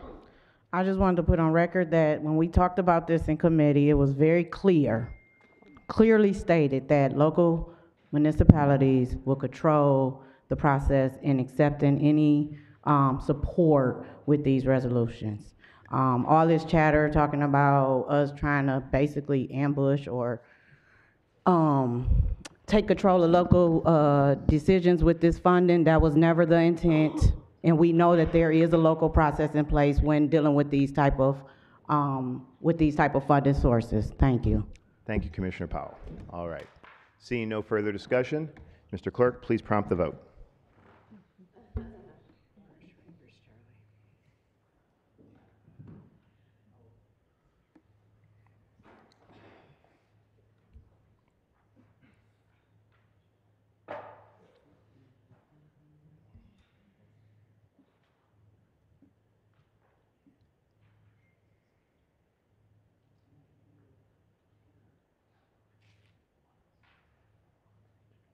Commissioner Jackson.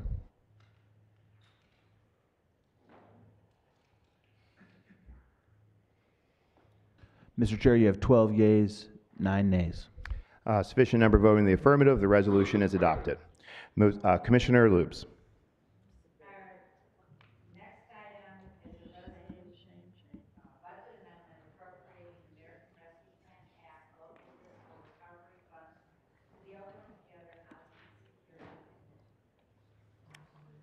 Moved by Commissioner Lubes, seconded by Commissioner Cavell. Any discussion on this? Commissioner Spiz. Yeah, I'm wondering if we can get a friendly amendment on this one. Commissioner Cavell and I had a quick conversation a couple hours ago about changing the reporting structure from, because if you look into the resolution, there's 2 different areas where it requires a report back to the Board of Commissioners. One indicates quarterly and one indicates yearly. I would like both of them to indicate quarterly. I think it's in the 3rd or 4th whereas on the last page of the resolution. So we can do a formal amendment if All you right, wish. how about, or not. well, I think we need a formal one. So, is staff, I know staff is always listening. So we're talking about the quarterly reports on the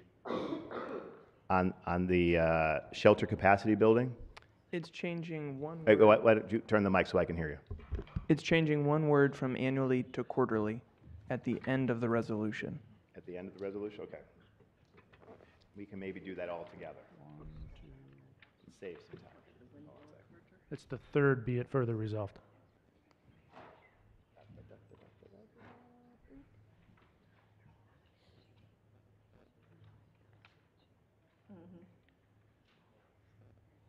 Therefore, the change, be it further resolved that, when it says annual reports detailing expenditures and performance metrics be changed to quarterly? Yes, sir. Yeah. So strike one. Okay.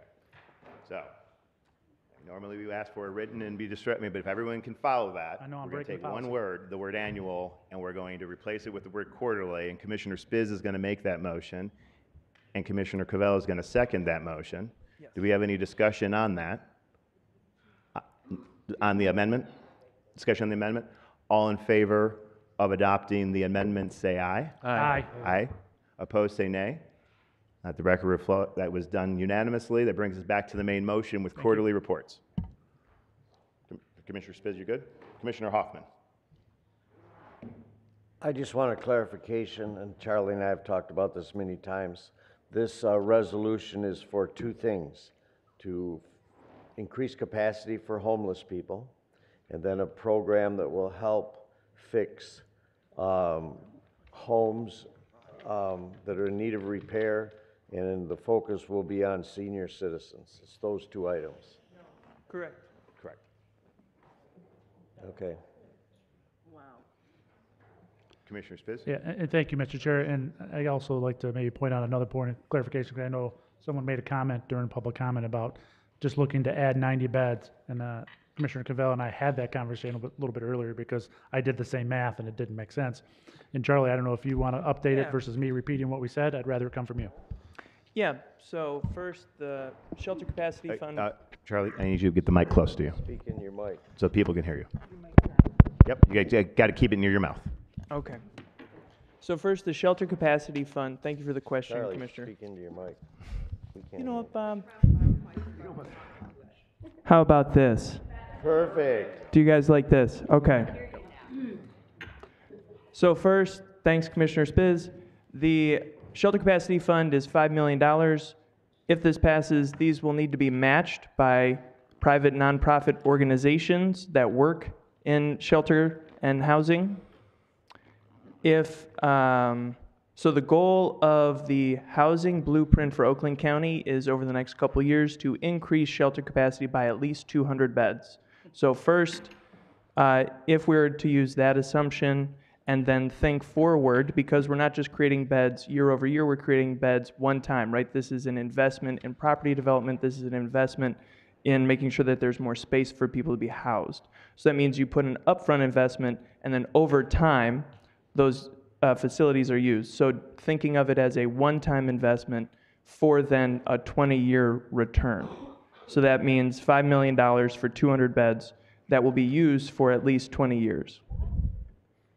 So then that lowers the annual cost from $40,000 a year, or whatever the math was, down to roughly $2,000 a year.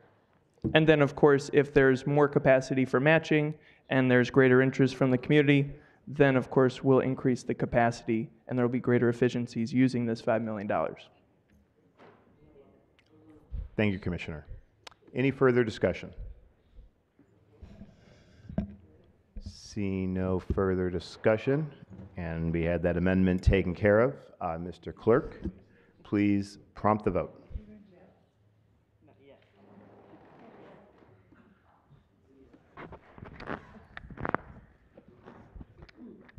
We're going to have to hold it for Marcia.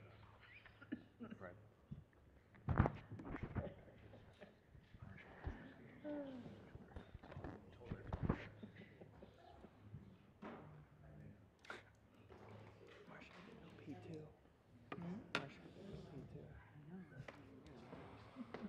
Drinking all that water if I feel. I think so.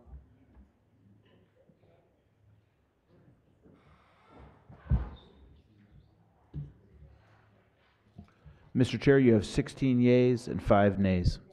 Sufficient number voting in the affirmative. The resolution is adopted. Commissioner Loops.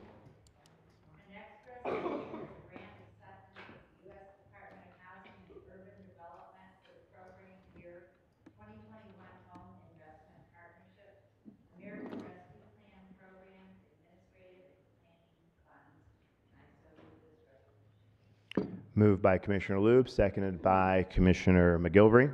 Any discussion? Seeing no Commissioner Jackson, I'm sorry. I just want to say I'm going to be supporting this resolution as well as the previous two. And as I saw other people group these three together and negate them, I just want to say what a positive direction we're moving in approving these resolutions, as I hope that this one passes as well. We know that home insecurity and the cost of keeping a roof over your head, even in Oakland County, is increasing and increasing. And these are ways that we can address affordable housing in a way that would be best for our community while we have the funding available to do so.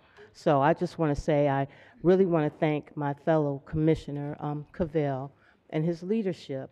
He's a new member of our board, pretty much so, and just his tenacity in bringing these forth, and I'm proud to be supporting these this evening for the betterment of my community. Thank you. Thank you, Commissioner. Any further discussion? Seeing none, Mr. Clerk, please prompt the vote.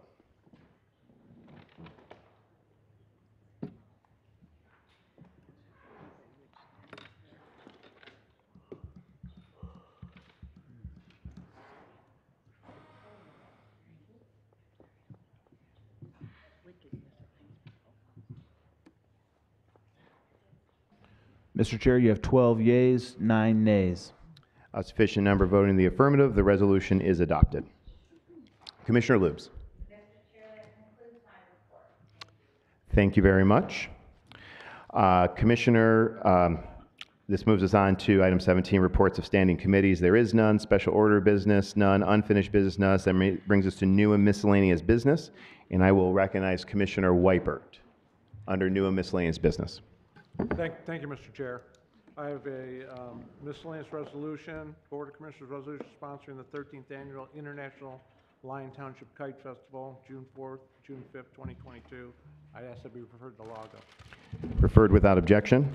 Commissioner Cavell. Yeah. I am well, we handed this over to Marcia. Okay, all right.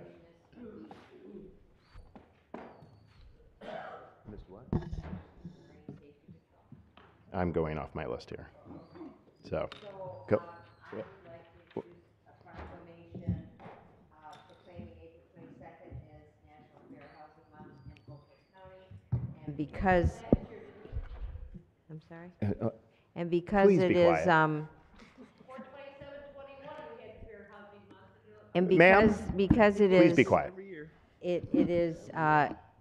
it is timely and we don't meet again till May, I'd like to ask for suspension of the rules. To take up recognition of April as Fair Housing Month in 2022. Correct. Motion to suspend the rules to take it up, moved by Commissioner Gershenson, seconded by Commissioner Miller. All in favor of suspending the rules to take the item up A discussion, Commissioner? You're fine, okay. All in favor of suspending the rules to take up the item to recognize Fair Housing Month as April, which is April, say aye. Aye. Opposed, say nay. Nay. Mr. Clerk, will you please prompt the vote on suspension of the rules?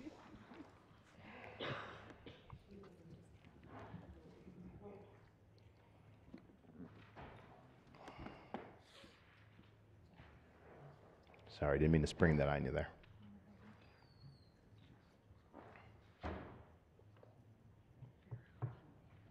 The suspension of the rules to take up Fair Housing Month 2022 in Oakland County. This is a vote to suspend the rules.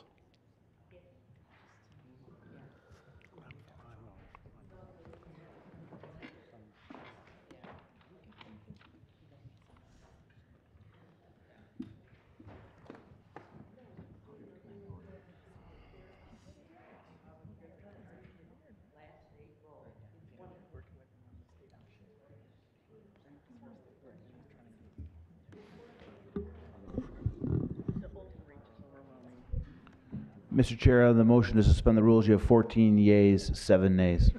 Sufficient number voting in the affirmative. The rules are suspended. So moved by Commissioner Gershenson, seconded by Commissioner McGilvery to adopt the resolution to recognize April as Fair Housing Month.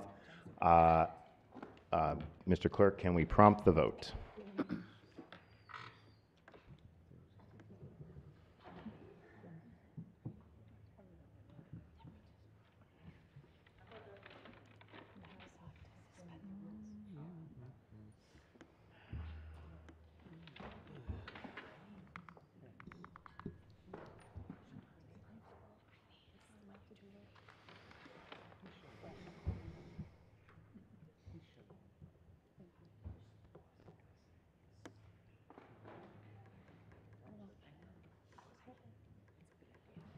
Mr. Chair, on passage, you have 18 yeas, 3 nays.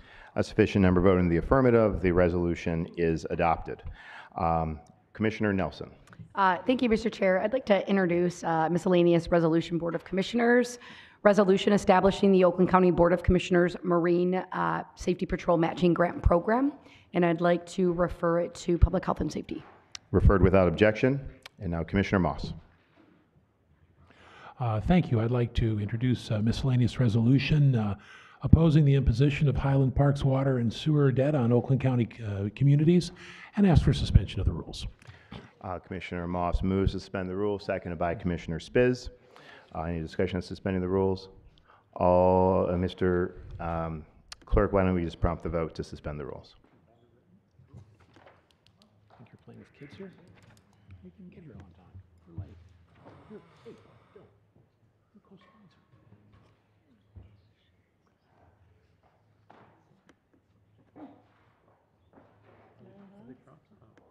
Suspend the rules?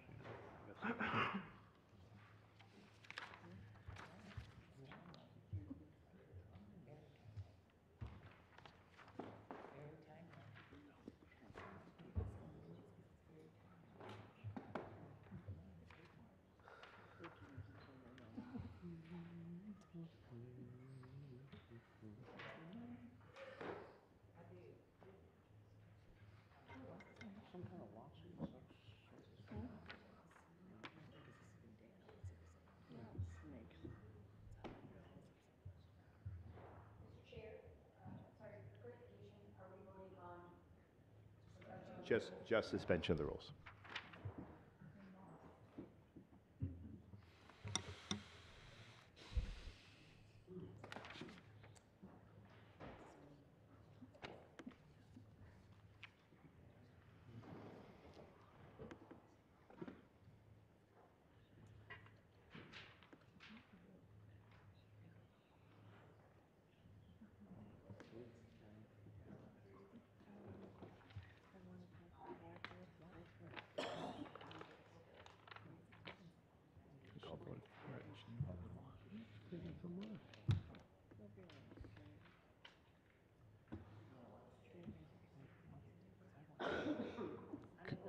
Commissioner Powell, did you vote?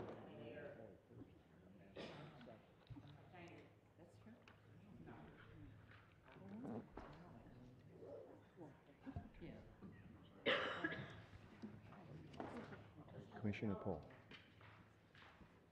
Commissioner Powell, how do you vote?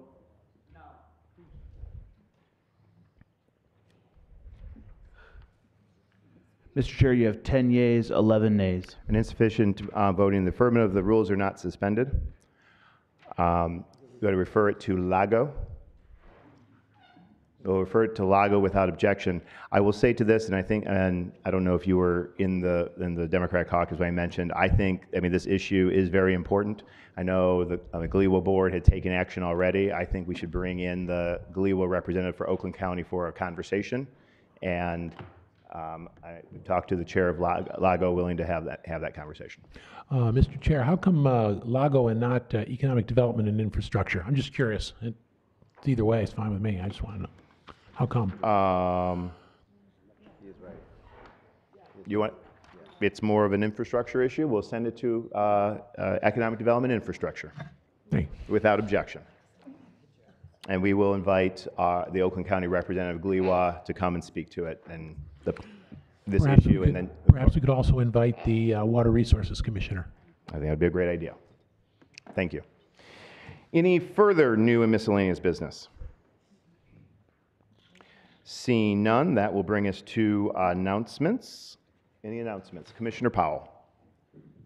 I just wanted to bring to my colleagues' attention that I left a flyer for Oakland Hope, which is a nonprofit that will be coming before us for an ask of funding. What that number is, I know we having soft discussions about this nonprofit, but I just wanted to encourage my colleagues to, if you can, go visit this place. I did a tour today.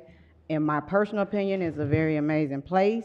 And they are servicing people just not in the city of Pontiac, even though it's housed in Pontiac, but throughout Oakland County. Thank you. Thank you, Commissioner. Commissioner Charles. Yes, thank you, Chair. I just wanted to remind us the reason for this season. And tomorrow is Good Friday for some of us, and then an amazingly holy weekend. So I hope everyone's able to take some time and be with family. Thank you, Commissioner Charles. Commissioner Miller. Thank you, Chair. I just want to once again say May 4th and 5th is Construction Career Days out at the Operating Engineers Training Site. All the trades will be out there. There's already 69 schools registered. Over 3,000 students will be there between the 2 days. Excellent. Thank you. Reach out to me if you need any information. It is an incredible program. If you've never seen it, I encourage you to check it out. Any further announcements? Seeing no May further, 4th. You might be able to even May the use a 4th be crane. with you. And a virtual crane too, but real cranes. Simulators. Simulators, yes. Yes. Okay, seeing no further announcements, we'll move on. This moves us on to the second public comment of the evening. Same general rules. We ask people to keep their comments to 3 minutes. This is an opportunity to comment on anything under the sun. I'm going to honor my commitment to bring up Mr. Ross Bronco, if you would like to start, and then I'm going to move through all the other people. But you know what? There are a few other people that said they want to be moved to the second thing, and so I'll move to them first, and then we'll go through the rest of the list. Mr. Bronco. Wednesday, April 15, 2020, Governor Gretchen Whitmer signed Executive Order 2020-50, ordering the placing of COVID-19 infected patients into nursing homes which house Michigan's most vulnerable citizens, the elderly with pre-existing conditions. The masks are totally ineffective against an airborne virus pathogen. Hand washing doesn't cleanse the air of airborne virus pathogens. There is no effective air filtering system in the closed-loop air conditioning systems, which wafted the virus from COVID patients to the compromised elderly citizens of this state and this county. This occurred on your watch in your county. You had a duty to protect the citizens of your county, and you failed. This is tantamount to sanicide, the killing of the elderly, for failing to intervene on the citizens' behalf. Therefore, I recommend April to be Sanicide Awareness Month rather than Genocide Awareness Month. Genocide within our own county of our own citizens is more important than genocide in Turkey across the world. Amen. And I'd like to make a recommendation about the The sewer covers design, I would recommend that you do a marketing campaign and have it made into a coin and sell them and raise funds for the environment. And any corporate that is the highest earnings on bringing in money into the activity to try to raise funds should be given a plaque with an enlarged insignia of that design on a plaque awarding them for raising the most money for environment. Thank you. Thank you, sir. Next up, I'm going to call on Sharon Carter. Is it Carter? And then I'll ask Mr. Danbone.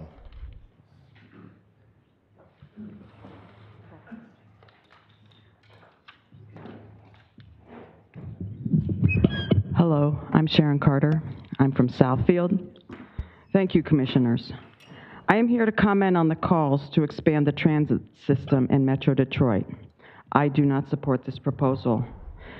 I feel there are two primary reasons why I do not want to pour my hard-earned money down the drain. First, I question whether this burdensome tax increase would really benefit the many residents of this county. Yes, the smart bus system is an option, but if it is not utilized to its capacity, then why should the residents of this county pay to expand it? Second, I do not want to pay a tax increase that would primarily benefit the citizens of another county. I believe in looking out for our neighbors, and I realize that this community is considered rich. It has a wealthier tax base than neighboring communities, but we should not be burdened with tax increases to pay for programs that don't benefit a large portion of this county, while being heavily utilized by neighboring communities. You serve the residents of your districts and the residents of this county before the regional interests of neighboring counties. Please, please listen to your constituents and look at the best for this county, Oakland County. Thank you. Thank you, ma'am. Mr. Bone, Dan Bone.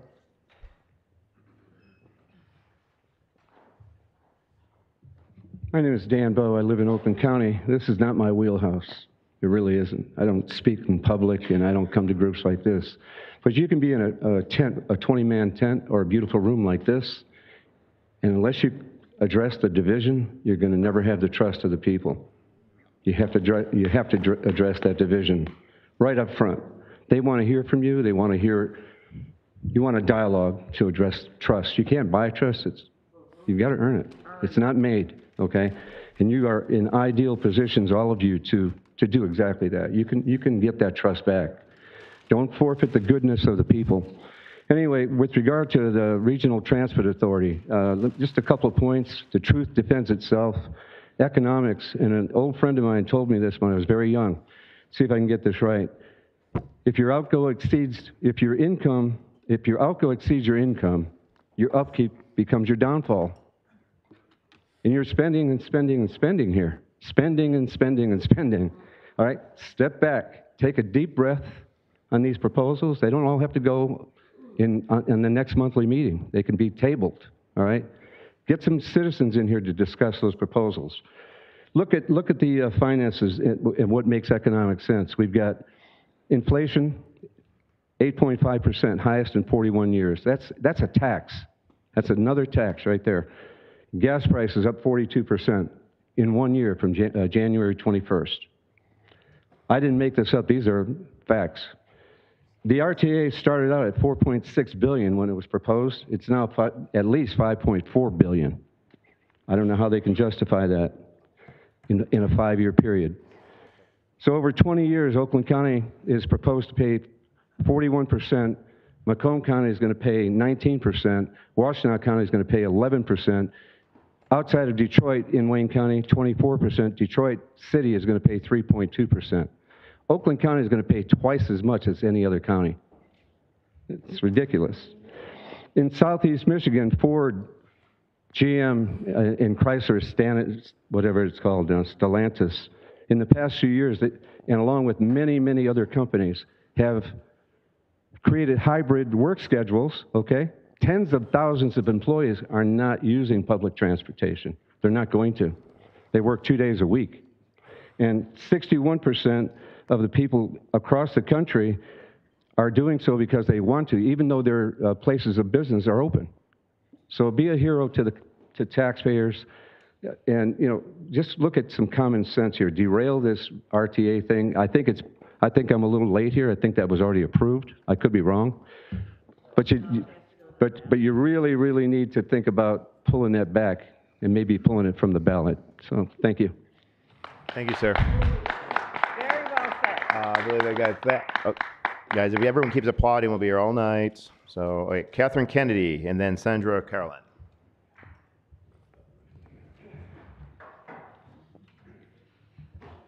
Thank you, Commissioners. I'm sorry I get a little riled up when I hear a lot of things that don't seem to be based in fact. I actually lived through the time period when taxes in America used to be 74%. Now, I know I'm older than most of you, but that was when our federal government used to manage low-income housing. Did you know we already tried this before? We tried it for a really long time before, and it was such a disaster, they created the IRS code called Section 8. You've probably heard Section 8, that's low-income housing. Many of you probably don't know why it was created or how it was created.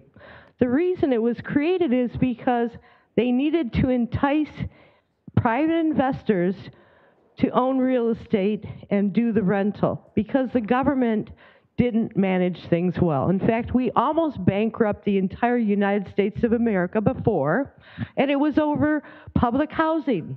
Did you know that?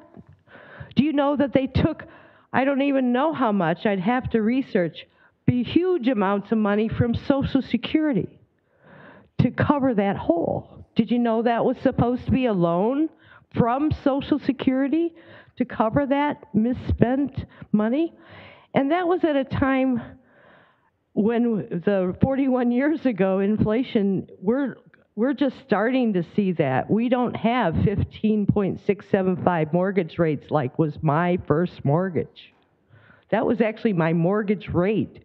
I obviously took it on a variable, it went down, but you can't buy much house when your interest rate is that big. So I would hope all of you do some math and just see how much house you could afford yourselves when interest rates escalate. They've already jumped from 3 to 4.8, and that's only over a month. We have so much increased cost that's self-inflicted. The printing of money that shouldn't have been continued printing devalues it. The gas and oil where we no longer produce our own and we're shipping it from Russia, we're shipping it from Saudi. They even asked the OPEC to increase production to reduce our costs. It's absurd. We lost all those jobs, all that income that was funding the core of our country and allowing us to have gas to heat our homes and to get to work. Or even mass transit. It wouldn't be $5 a gallon to get them here in those jumbo buses. I think you really don't comprehend because we've had such a good economy for so long that I think most people alive right now don't realize what a bad one looks like. I think when I had to get a grocery job and I competed with 200 people in line 4 weeks in a row to get an application, that's what it used to look like. And we're bringing people into our country that aren't citizens Thank you, that will Ms. take our Kennedy. jobs. Thank you. Thank you. Please Sandra consider Caroline, it all. followed by Heather Smiley.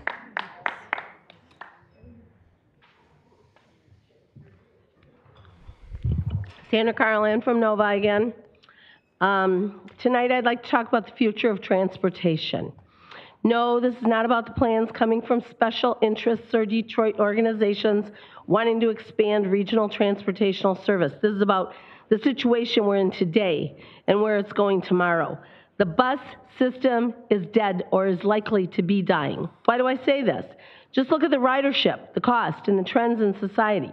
When I was a teenager, I took the Grand River bus for an hour every morning and afternoon with a Plymouth Road transfer to attend Cass Tech High School. I paid the fare, and I sat on an often very full bus with standing passengers holding the bar over my head. COVID's not gone away. Health leaders in Washington, D.C. tells us it will continue to morph. Any virus that's transmissible to animals can never be eradicated. And we know the so-called vaccines are not working to stop the spread as they claimed. These facts are some of the main reasons that SMART and DOT bus systems are fading away fast. People do not want to sit on crowded buses anymore. I mean, look at you guys. You just took your plexiglass down. Frankly, people never wanted to sit on crowded buses. But today, they are still deathly afraid of the virus. Good job, media. Once this virus is under control, a different virus will emerge. Mark my words. Just last November, Bill Gates was talking about the need for a vaccine for smallpox. Masks are required, but as you heard for over a year from the educated professionals in this audience, they don't work to keep out viral-sized particles. OSHA-trained gal told you all about that months ago. People are tired of wearing masks too, especially on airplanes and buses. They just want to relax. Some people are so worried that they wear masks outdoors or in their car by themselves. They avoid buses like the plague, like some of you avoid us. Or worse yet, non-masked taxpayers are still prohibited from riding these taxpayer-funded buses, making them guilty of discriminatory practices of all races and genders. Expect lawsuits. The spread of illness doesn't just concern passengers. Bus drivers who are exposed to many people every day are also concerned. I recently read that Detroit closed several bus routes due to not having enough drivers. Some drivers have lost their jobs because of personal medical choices or refusal to wear ineffective medical equipment that reduces available oxygen needed for sustenance of life and brain health. A true transportation plan would look at the way people actually live, not how some special interest wants it to be. Think Uber, Lyft. With SMART now spending $145 million per year, you could almost give Uber vouchers to those few riders for 220 round trips to work each year, all without raising our taxes. Commissioners, please be creative. Think about the jobs you could create for residents and young entrepreneurs. Thank you very much, Sandra. Heather Smiley, followed by Melissa Williams.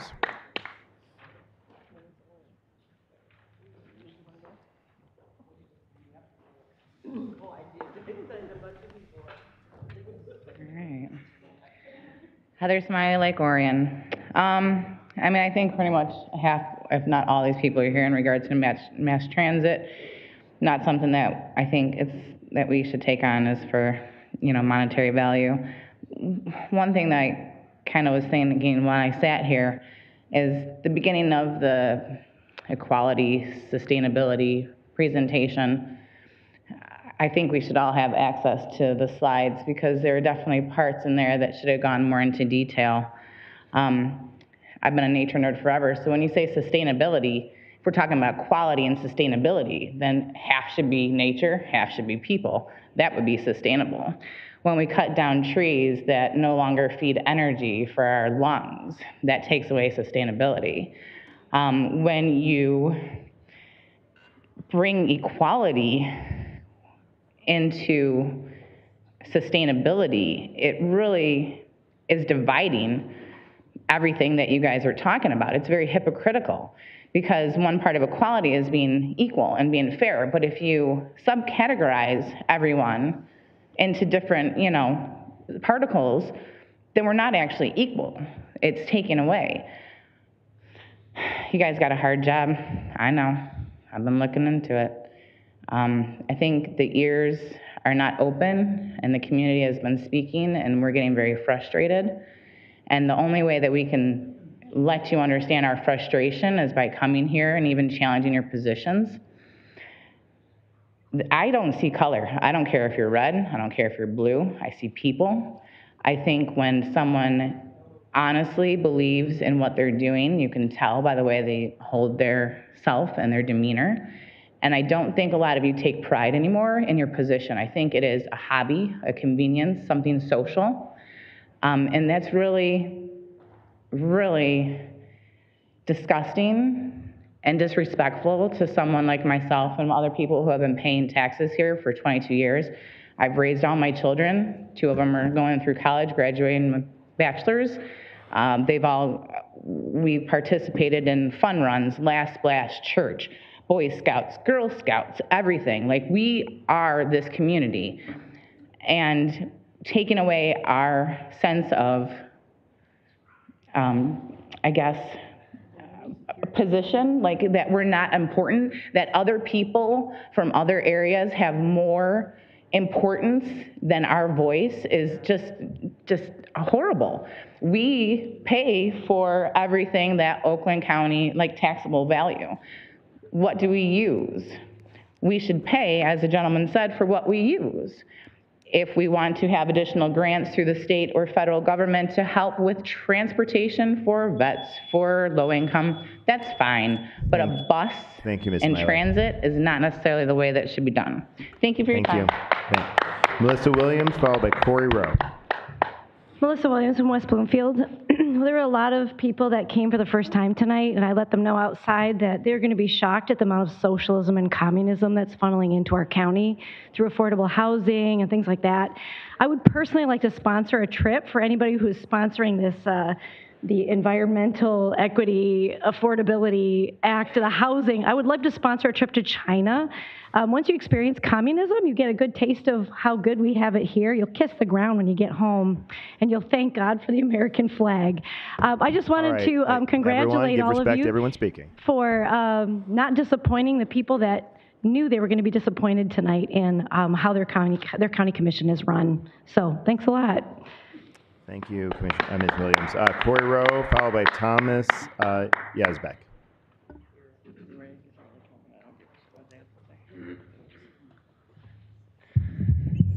All right, good evening, County Commissioners. My name is Corey Rowe.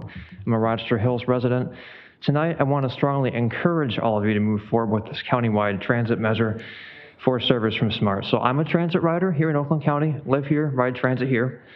I rely on SMART within the county. I'm a student. I use it to reach my courses in Pontiac, and it's how I got here tonight. There are places in our county right now that can't be reached on SMART, like Rochester, Waterford, Novi. These are large communities that have residents, students, commerce, and a lot of jobs that people can't reach, and we can change this. It's a step towards promoting a sustainable county, as Ms. Quatell alluded to earlier. And think for a second about everybody who works here in our restaurants and our grocery stores. I've seen people walking along Walton to a shopping center in Rochester Hills for several miles because we don't have a bus system there. Transit is essential for the public health of our residents here in the county, for access to talent, and the future growth of our county. And to be clear, this is not about the RTA. This is not a multi-county transit measure we're asking for here.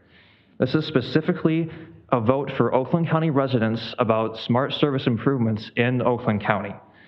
So you all have an opportunity to make this happen, and I encourage you to vote on this issue. Thank you. Thank you, sir. Thomas Yazbek, followed by Marcus Johnson.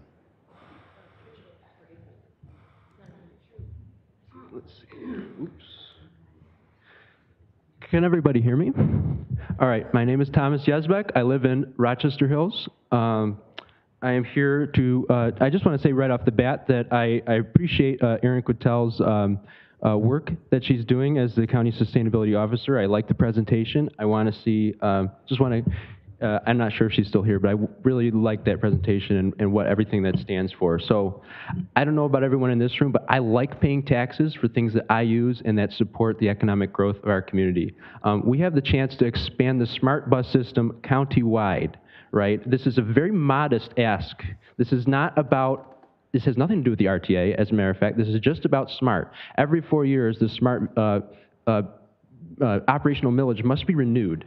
And frankly, it's a perfect opportunity to expand it just a little bit to communities like Rochester, like Novi, that have attractions that are regional attractions, and it's not fair that people have to walk there. Additionally, expanding smart service will boost local systems like NODA, WODA, or OPC, which transport a lot of people that don't have other options, that are basically homebound without them.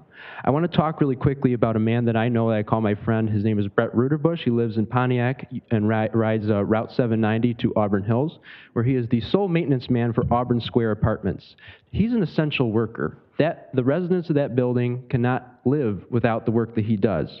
And, there's been talk about communities like Auburn Hills leaving the SMART system. This is exactly the wrong time to do this. Auburn Hills is growing. My friend Brett was telling me about all the planned new buildings, which are, large buildings, which will be built downtown in Auburn Hills. When you're adding people to a community, you want to increase their transportation options, not take them away. A countywide transit plan for Oakland County residents. To be clear, we're not talking about raising taxes at all. As a matter of fact, we are not talking about raising taxes. We're talking about increasing which communities participate in SMART. It's really unfair, honestly, as a Rochester Hills resident, that my community doesn't have a single bus stop that I can walk to. I drive, but sometimes some people don't want to drive, and a lot of people can't drive. And frankly, getting them Uber vouchers or paying for a car is not a financially sustainable option. There are some people who will prefer those options, but Oakland County and Metro Detroit are hemorrhaging talent. Every employer is saying, we can't find talent. Well, part of that is not having transit that gets people to places they need to go. We're not asking for a giant subway system. We're asking for modest expansions of bus routes and modest expansions of paratransit services so that they can operate without people having to call 3 days in advance. 1 day advance or expanded operation hours, that would be great. I urge the commission, they have a small window of time to approve a SMART expansion in 2022. Thank you. Thank you, sir. Marcus Johnson, followed by Lucas Lasecki. Thank you. Well, hello, commissioners. I must admit, this has been quite an interesting meeting this evening. I live in Southfield. Sorry, I forgot I was supposed to say that. And I'm Marcus, again, for those who didn't hear me. I don't intend to stand here and dictate to you all how to do your jobs. We elect you for a reason, so I'm going to trust that you all know what you're doing. I'm not going to hold you responsible for things that are outside of your power. I am simply here to make a request of you as a citizen, as a student, and as a voter. So the topic at hand that a lot of people are debating is the whole transit issue. I happen to be in favor of public transit, but here's why. I am fortunate enough that I can take a public transit bus to and from school. I can't take it to and from work. I don't know if there's a route that allows me to do so. But I have access to that resource. I can't take it to many other places in the community I would like to go to. But, many people will argue a lot of people don't want to do this, a lot of people don't want to do that. But I've not heard a lot of opposition when it comes to SMART from personal experiences. It's always been a lot of consensus of assumptions. From what I'm hearing, not a lot of people who are complaining about SMART actually utilize it. They may, but I've not seen anything to support that. The number one thing I've heard in regards to it is COVID and in my day. Those are the top things I've heard when it comes to people objecting to some way in SMART. I want to say to the commissioners, we are not in those days anymore. We have to move forward in life because we can't go back to the good old days. It's not feasible anymore. I'm sorry. And I'm asking you to take a moment to explore the opportunities you can bring to your communities as far as economic growth, employment growth for businesses. It seems like an easy solution, but not many people want to get into the deeper issue as to why they don't want to explore that. So I again invite you all to understand that you have the power to provide the communities you so want to protect with economic growth, with employment growth, and with growth as far as citizenry. You have the opportunity to increase those things for the citizens you represent. I thank you. Thank you, sir. Lucas, followed by Charles Schott. Hi there, I'm Lucas Lasecki. Marcus is a friend of mine. We both take SMART to school, to and from school.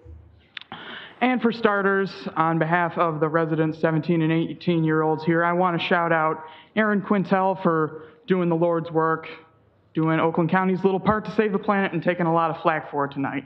Just want to let you know there are those of us, I'm assuming the majority of the county, who appreciate the work you're doing. Just want to make that known and on the record. You're doing a great job. And to that end, more sustainable means of transportation, the Smart Bus. I'm a regular rider. I ride it home from school regularly. And I've spoken before at meetings about how the opt-out system cuts off some major destinations in the outskirts of Oakland County and Waterford and Novi and some others around. I've spoken, I believe, about how smaller communities can cut off routes that would connect opt-out cities across the county. And I'm here in support of bringing that to the ballot, a county-wide opt-in to solve all those issues once and for all. You know, regional cooperation is key to this, and I've heard some criticisms that only people from Wayne County benefit from SMART, but what benefits the Tri-County area benefits all of us. Marcus and I are just a handful of the Oakland County residents who ride SMART regularly. And there are lots of others. Problem is, a lot of them are low income. They don't really have the means to come and speak in support on a Thursday night at 6 o'clock. So it's just a small pool of us who are able to get here and speak in support of SMART. And ridership figures will bear me out on that. And if you want more ridership, bring some more service. It kind of grows to fill the space. You have more service to more destinations like 12 Oaks, or like Highland Lakes, the OCC campus, you'll get more ridership. So yeah, that's pretty much the point. Just allowing cities to decide for themselves to that extent hinders that regional cooperation that's so crucial to a good, sustainable transit system for those of us who can't afford a car, can't drive one, or just don't want to. I'm 17 years old. SMART's the whole reason I'm able to hold out on paying for a car and insurance. Trying as long as I can, but in this car-centric development in the suburbs of Metro Detroit, I really don't have much of a choice for very long. So yeah, that's my spiel. Let the voters decide. I'm sure that a majority of Oakland County will go for it. Put it on the ballot in August or November, and see how it goes. Thank you, everybody. Thank you, sir. Charles Schott, followed by Robert Pawlowski. Thank you, Mr. Chairman. Charles Schott, White Lake Township. Quick question for everybody. What is the world's #1 polluter as a country? And a hint, it's not America, it's China. Just to get that out there, that's fact, that's proven science, just so everybody knows. Mr. Chairman, I would recommend that in the aspect of transparency, the website, I don't know if the 21 commissioners are Republican or Democrat. I ask that, like this example here, just says Dave Woodward, District 19. There's no picture. So in the interest of transparency, I would move that your administration or the handling of this on the website puts pictures and party designation. Moving on. We heard tonight several tidbits of language that everyone in Oakland County should have the opportunity to participate. Local control, we heard about that. We should have fair and transparent organizations. I hope everyone here, all 21 commissioners, can agree to that. We heard about market-based solutions. And outside this government body here, that's where the real world exists. We heard about the student, we heard about the workers that use public transportation. Let's not try to screw that up too much. We are all nice here, and yes, isn't it nice to spend other people's money? It feels good in our hearts. Man, we are a taxing authority here. You just don't get that designation easily from the state or from the county, whatever it is. I heard someone say you have a hard job. You do not have a hard job. You have a very easy, simplistic job here. You say yes or no to taxes, in particular, resolution, stuff like that. I would encourage you to be very careful when enacting a tax on the people, whether it's a sales tax or a property tax. I think personal property is sacrosanct, as are personal liberties as guaranteed to us in the U.S. Constitution. One person I heard say he likes paying taxes for things he uses. I think that's fine. If we don't use public transportation, I think it's horrible to mandate that we pay for it in property taxes. We heard about opt-in and that expansion from community to community every 4 years or so. That could be problematic too. When the government gets involved in the private sector, it doesn't go as good as it could if the public sector runs it.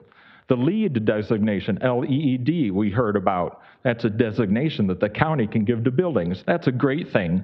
We recognize the private industry for doing something good in line with our values of caring for our world, which everybody cares about.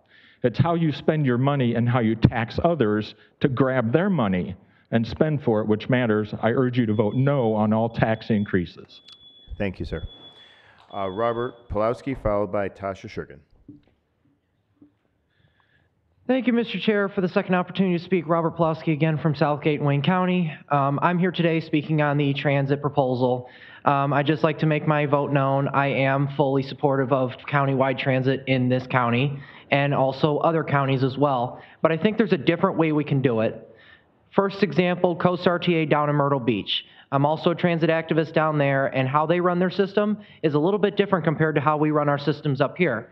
They run off a state tax, and they are fully manageable to run a system to get people to and from work, have the buses on time, and have the fleet and drivers. They have a very successful system. I know the CEO, Brian Piasek, down in Myrtle Beach. It's a three-base county system.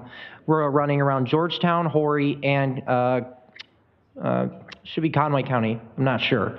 But they run it off of 3 counties, and it's a wonderful system, and I encourage what we bring down there up here. Millages do not work anymore. I'm not picking sides at all. I think both sides are great, but I have a concern. Property taxes will not work anymore. I've brought this up to SMART, I've brought this up to the RTA, and I think that if we run off of state tax, we will benefit and we will not have these gaps and loopholes with, for example, Wayne County, where half of our communities are opted out, and I can't even get out to Canton to do shopping or even visit someone out in Canton. Even in Oakland County, I can't visit anybody in Oakland County that's opted out. That's either an Uber or that's a Lyft, and it's a pain in the butt very much to get, from point A to point B. If you live in Auburn Hills and you want to go see someone, for example, in Lake Orion, the far portion of Lake Orion, it costs a big chunk of money because of the inflation right now.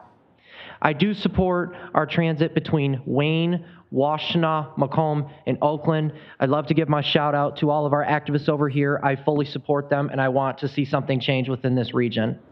But I also support our residents of this county. Even though I'm not a resident of this county, I do support them, and I do think we need to be run off state tax and not property tax. It's time to get off property tax and move to state tax and move to something to where the residents aren't spending their money on something that does not benefit them, that do not take transit. I am a transit rider, and I would just cut SMART a check if you ask me. But think of the bigger picture, and I think we should be ran off state tax. That's just my opinion, and I think we should bring this to the commission tonight. Also, I'd like to make really quick congratulations to everyone that had their awards tonight. Thank you for bringing this county to the top leader in sports, and your hard work pays off, and keep on bringing this county to victory, and I look forward to more in the future. But as always, thank you for the time and opportunity to speak. Thank you, sir. Tasha Shurgan, followed by Monica Yatuma.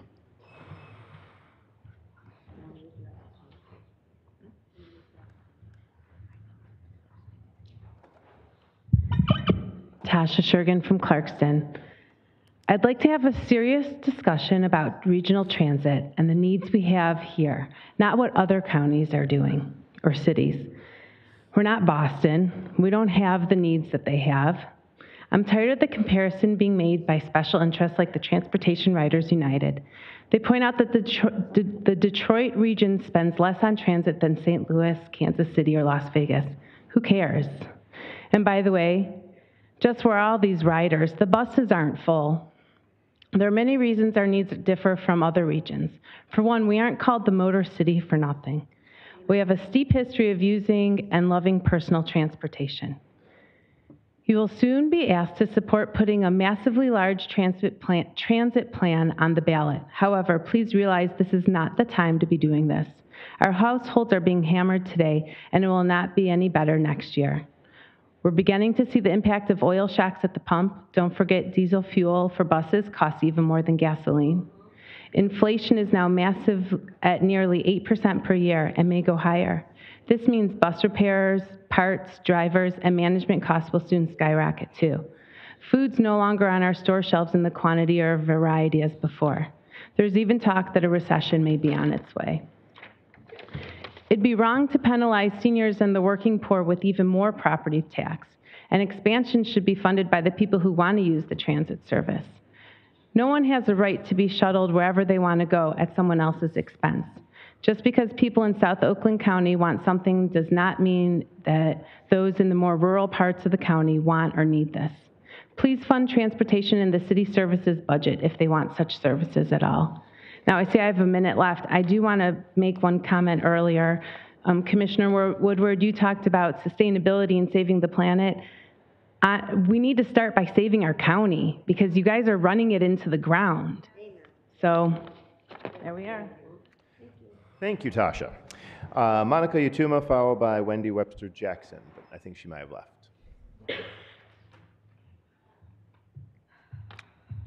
Welcome. Hi, Monica Yatuma, Commerce Township.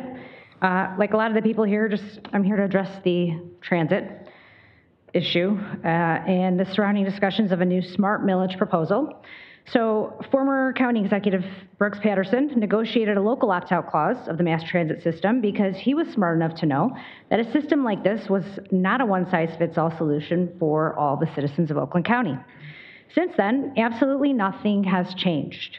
This mass transit system still provides no benefit to most Oakland County citizens, and that is why most Oakland County cities and townships choose to opt out of the smart millage. They believe that a smart millage doesn't best serve their citizens or their hard-earned tax dollars. So while some of you on this commission work to find a way to eliminate the local opt-out, I'd like to remind you that you do not have the authority to do so. So while you work around this and try to impose a tax on the cities and townships who choose to opt out, please keep in mind that we already spend $145 million per year on SMART that currently carries a $120 million debt. So pushing this would not only be fiscally irresponsible, it would just be plain reckless spending. Not to mention, only 2.8% of the cost of operating SMART is being paid by the actual riders, who on average only pay $1.01 per trip. These figures are taken directly from the SMART annual report. In an already unstable economy, the Flex bus service would directly compete with citizens trying to make a living driving an Uber or a Lyft. And the irony of all of this is that the very same commissioners pushing for this mass transit system were also the commissioners pushing for masks, vaccines, and social distancing not too long ago. And now they want to cram people onto buses without any ability to social distance. What happened to your concern for public health and safety? Is it gone now just because you say so? I find it deeply disturbing that this entire transit proposal seems to be satisfying corporate interests more than the interests of Oakland County citizens. Remember that it's those very citizens who chose you to be here, to represent them, and they entrusted you to make decisions that benefit them, and right now that doesn't seem to be the case. So I ask you to please reevaluate your position on this topic, and instead of leaving your fellow Republican colleagues in the dark about your plans with the smart opt-out option, work together and make bipartisanship great again. Thank you for your time. Thank you, Monica. Is Wendy here? I think she left, but just want to make sure I'm not passing over. Okay. Hannah Mathers, followed by Megan Owens.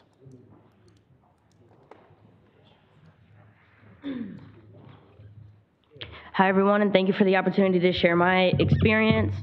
My name is Hannah Mathers. I'm a resident in Pontiac, and I'm here to urge the county to expand transit and mobility services in Oakland County. I would like to thank the work that has been done thus far to move forward sustainability efforts. So I'd like to share my personal experience. I've been an Oakland County resident nearly my whole life. I grew up in Waterford and lived there on and off for the last 25 years. As you know, Waterford doesn't have any public transit options whatsoever. At times during my adult life, I didn't have access to a car due to financial issues. It was a very isolating experience at times. Countywide transit would have opened up opportunities for me to seek appropriate employment during the times that I had no car. It would have allowed me to save up for a car, which, as we all know, are very expensive. Transit also would have given me access to my friends, my family, a library, and so many other resources that every young adult benefits from being able to access. This expansion will positively impact so many Waterford and other Oakland County residents' lives, including mine. I'm also a future social worker, currently in the MSW program at Wayne State. I work as an intern at a local domestic violence and sexual assault shelter and resource center. I'd like to speak about the impact that regional transit would have on the clients that I work with. As you may imagine, clients that come to this shelter are in crisis. Lack of transportation is, and I'm not exaggerating, an issue for an extreme high majority of our clients who are already experiencing, as you can imagine, a horrible crisis. Regional transit may provide our clients with access to their support systems during this crisis. That includes family, friends, loved ones. It would provide them with access to grocery stores and other vital resources. It would provide them with access to the police station where they may wish to report their crime, and to the housing authority building where they may be able to access affordable and safe housing away from their abusers for them and their kids. Thank you for allowing the opportunity to share my personal experience and the impact of lack of public transportation throughout my life. I hope they consider my story and other taxpayers, voters, students, essential workers, families whose quality of lives will drastically improve with a more comprehensive public transit system in this region. Thank you. Thank you very much. Megan Owen, followed by Richard Harris. Hello, everyone, and thank you for the opportunity to speak. I wanted to Sure. My name is Megan Owens. You just answered to me. Thank you. That's a good point. I got it here on my form. Don't worry, it's part of the. Well, we are allowed to. Should. Thank you. Megan, continue.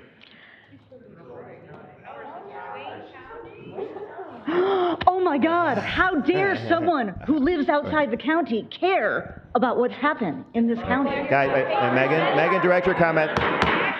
I apologize. Megan, please direct your comments to me. I apologize, I should not engage. My name is Megan Owens. I was an Oakland County homeowner for 15 years. I have recently moved outside of the county.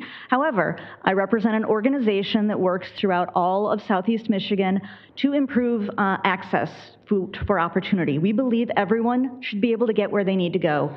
And the reality is, in Oakland County today, there are tens of thousands, probably hundreds of thousands of people who cannot drive. They might be too old, they might be too young, they might be physically unable, they might be legally or financially unable. Should they still have access? Should they still be able to get to church? Should they still be able to visit family? Should they still be able to work and make a living for their families? Mobility options ensure that people can continue,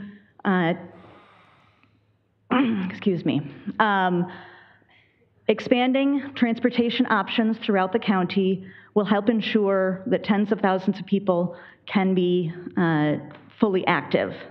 I wanted to clarify, the Regional Transit Authority is not on the ballot. They have said they are not going to be on the ballot this year. So anybody's worried about that, it's not on the ballot this year. SMART also has a measure, also ensures the funds raised in a county are spent in that county. So any dollars raised will be spent here in Oakland County. And there seems to be a lot of concern that I'm not a resident, so instead of using my own voice, I will use my voice to share what others have said. I've got a joint letter signed by 230 different Oakland County residents, plus another 110 workers, visitors, and former residents that specifically said, everyone should be able to get where they need to go. To ensure everyone in Oakland County can thrive, regardless of whether they drive, Oakland County needs to ensure affordable, sustainable transportation options countywide. We urge you, our Oakland County leaders, to do everything within your power to expand transit and mobility services throughout the county and the region. That includes placing transit funding on the countywide ballot in 2022 so the people can make the choice to invest in mobility options that work for everyone.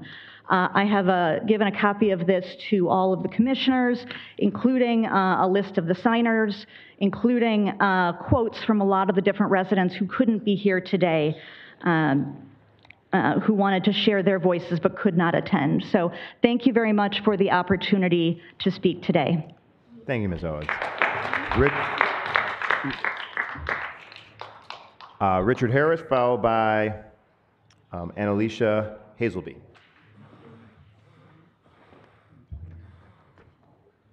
I'm sorry. Is Richard here? Oh, sorry, Richard.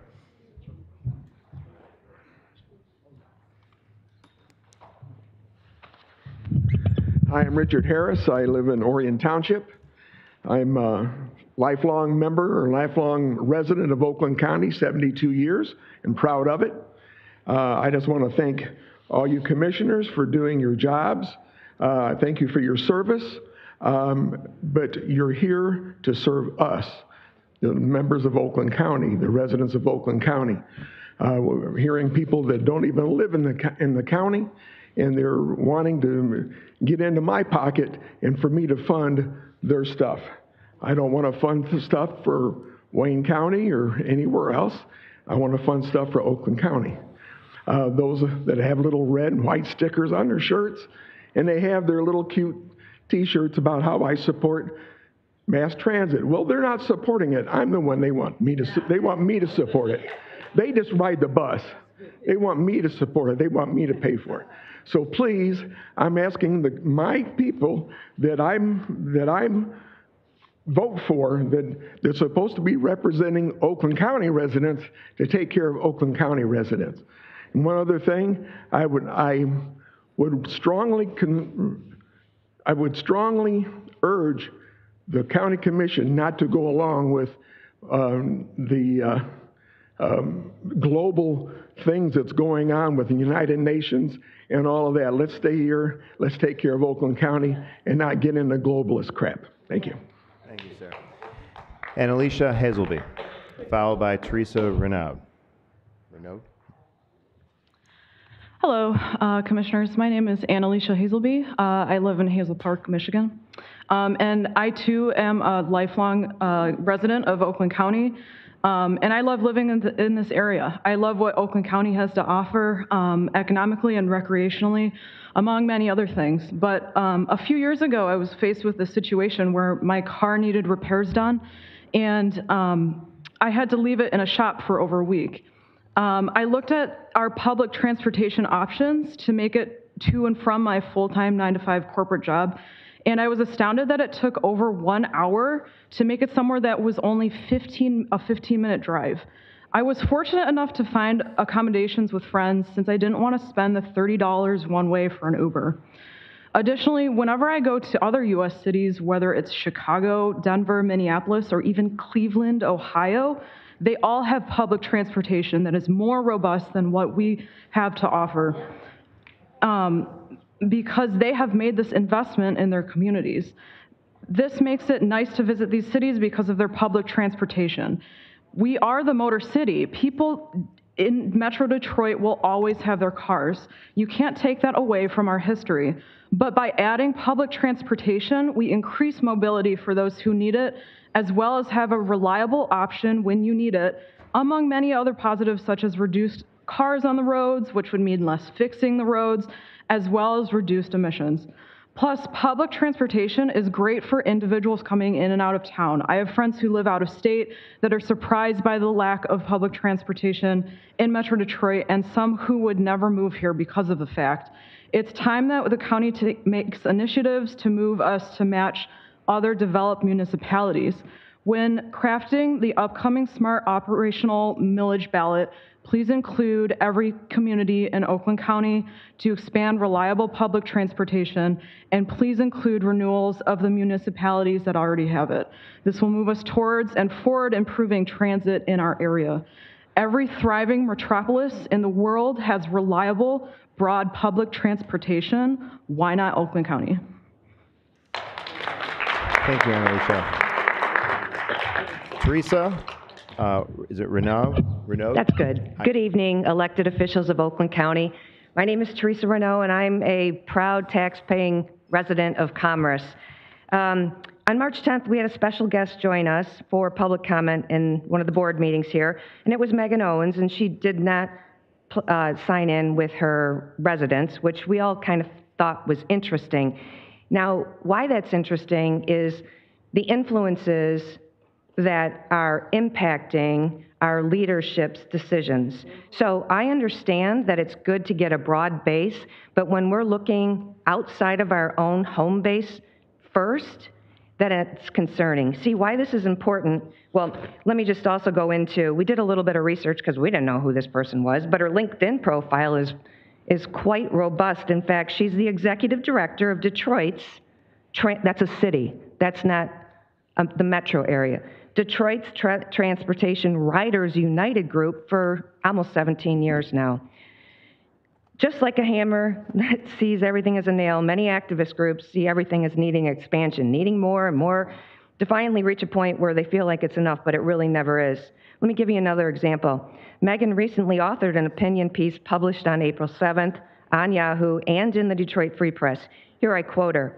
Yes, the Detroit region still needs a major, region-wide, dedicated funding measure. Our region invests 1/3 per capita on what most major metropolitan regions invest. So that's interesting to compare us with other regions. And she talks about investment, but that's really spending our taxpayer money. According to the Status website, the Detroit region has fallen in their ranking to 14th place on population. Back in 1950, Detroit, as a city, was the 5th largest in U.S. by population. It's now the 24th largest city. It currently is 63% smaller than it was in 1950. So maybe it's important to consider that some of these other cities that she's referring to, not counties, cities, are using those to support they need more resources to support their growing community. It's also disturbing to see Commissioner Woodward quoted on Megan's website, which is the Detroit Transit Organization, or .org.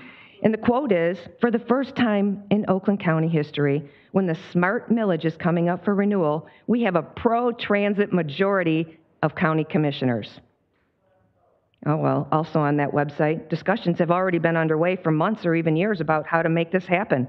Questions remain about whether to make SMART countywide or whether the county should raise the funds and allocate them to different communities in different ways. How do we raise those funds? I'm not ready to pay yet. I would like to remind all of you, as elected officials, before you pick one more pet project and spend our money on what will probably end up being like the Great Lake Water Association, let's just fix the roads. Thank you. All right. Jamie, is it Sheets? Yep. I'm sorry. Followed by Rich Snyder. Yep. Jamie, go ahead. Jamie Sheet. Again, I spoke a little bit earlier, but I'm very grateful for the opportunity to kind of sum up what I've heard here tonight. Again, my first time, very eye-opening, very, very disappointed. First of all, thank you guys for coming. Thank you for being a young, vocal group. We are in Detroit. We are the Motor City. We are the Great Lakes State. We drive cars. We're very rural. Get a car, get a job, go to school, do what you do. That's what I've done. My kids got a car. I get it. I get it. But when I was a kid, I rode a bike. I lived in Waterford all my life. I rode a bike from Scott Lake Road to where the library is when I needed to go there. My kid did the same thing, same area. You ride a bike, you get around, you have friends, you do things together. We are working very hard. I do not need my taxes raised. If you want to come from Detroit, I had friends in Detroit. My parents, we worked with their parents to go get them and bring them up here. I get their communities. We have a bunch of different organizations that are around town that need help, need support. Everybody needs support. We all need transportation. We are the Motor City capital. We have GM, Ford, Chrysler. We have them all in our backyard. They all are here because we support them by driving vehicles, having vehicles. Can you direct your comments to me? I'm sorry. Please. We pay for the cars, we pay for the gas, we pay for all the things. We have the roads. The buses run our roads. The heavier the vehicles, the more problems that we have with the cars. I apologize. I'm just very, very upset about what's happening tonight. This is not on a ballot. It's not anywhere here. We have people, we've all been told to talk to you, to address you, to tell you where we came from. And then when someone comes from an outer group, they're said, nope, you don't have to do that.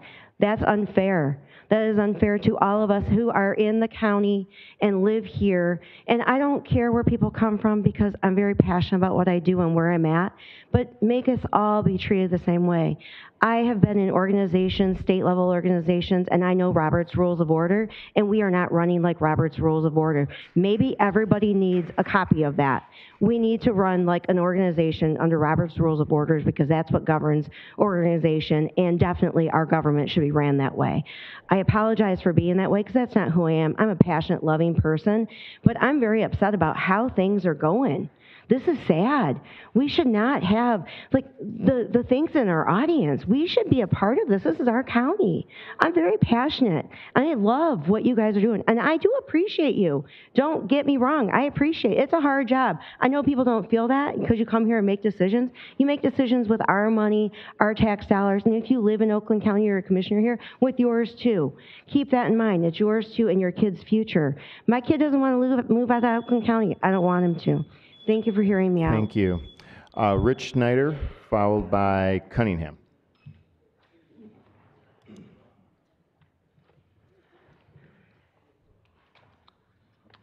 Hi, Rich Schneider, Brandon Township. First time here. I wish someone would have told me they were seating me between a MSU versus U of M rivalry.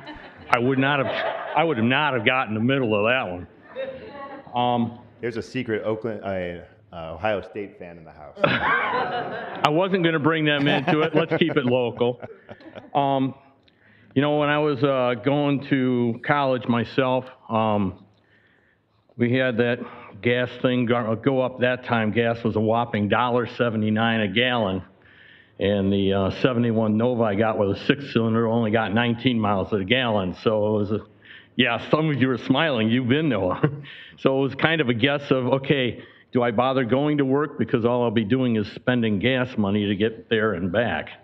So I know where you guys are coming from too, and I'm kind of confused as to how people are all talking about transportation when it wasn't on the agenda, and yet you got a bunch of support public transit shirts. So I'm not quite sure how that all happened either.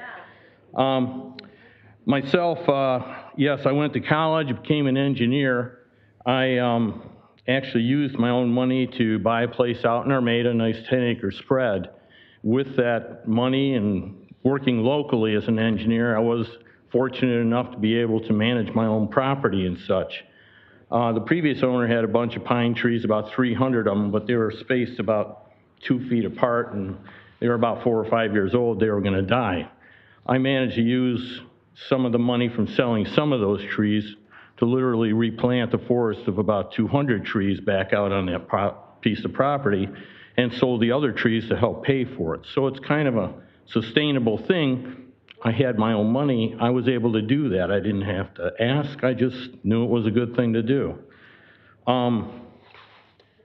Further on, I got into things, getting into the sustainability you're talking about. I got into things like solar panels and wind turbines and stuff, and during the downturn, that actually helped support my family when I moved to another state where we were putting up solar panels and things of that nature. But as the engineer, it's kind of like your whole point is to design things to get the best benefit, quality, cost, so on and so forth. So all I'd say is please keep that in mind, because you know sometimes giving the taxpayers their own money, they can make those decisions to do good things with the money too, according to their situation. So that's all I've got for now. Thank you. Thank you, sir. Cunningham? I just have Cunningham written down. Is there a Cunningham? No Cunningham? He had to leave? Okay. Councilman Goodman.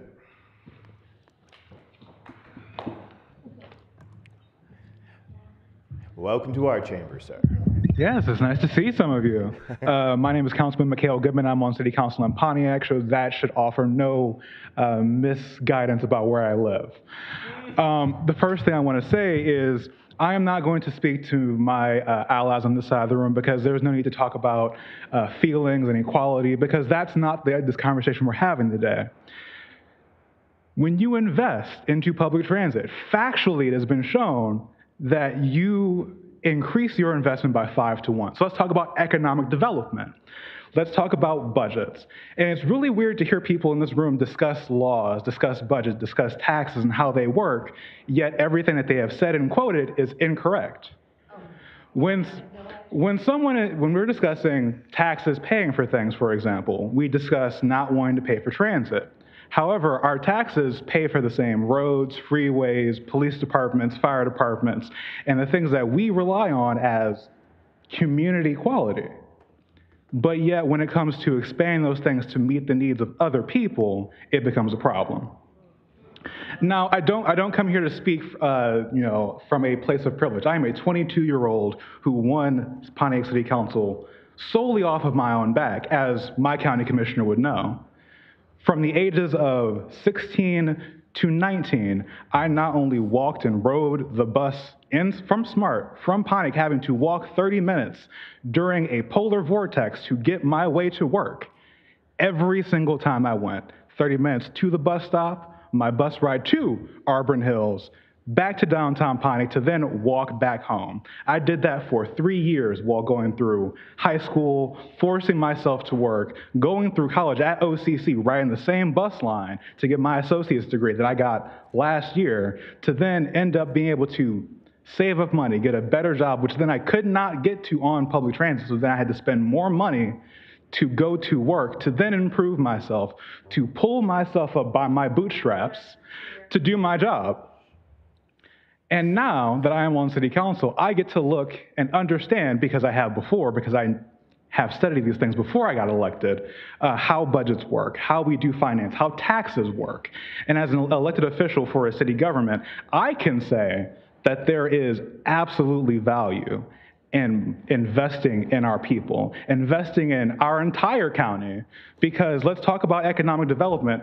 I mean, I personally love having all of the jobs and opportunities down in Southern Oakland County where I have transit. However, as a person who cares about others, I think it's an amazing idea to expand transit to meet everyone in Oakland County. That way, everyone in Oakland County can prosper and take some of the prosperity that our county has as one of the richest counties in the nation.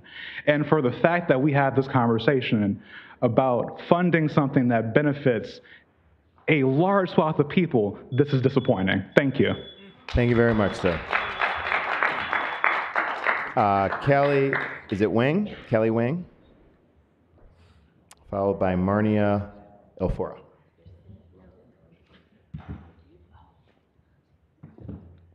Can everyone hear me? No. Excellent. So, my name is Callie Wang. I'm an advocate with Motor City Freedom Riders. And, well, first I wanted to address some of the inappropriate, vicious, and pathetic personal attacks that have been levied towards some members of the audience. It's not appropriate to single people out, and I hope that the chair and the commission recognizes this.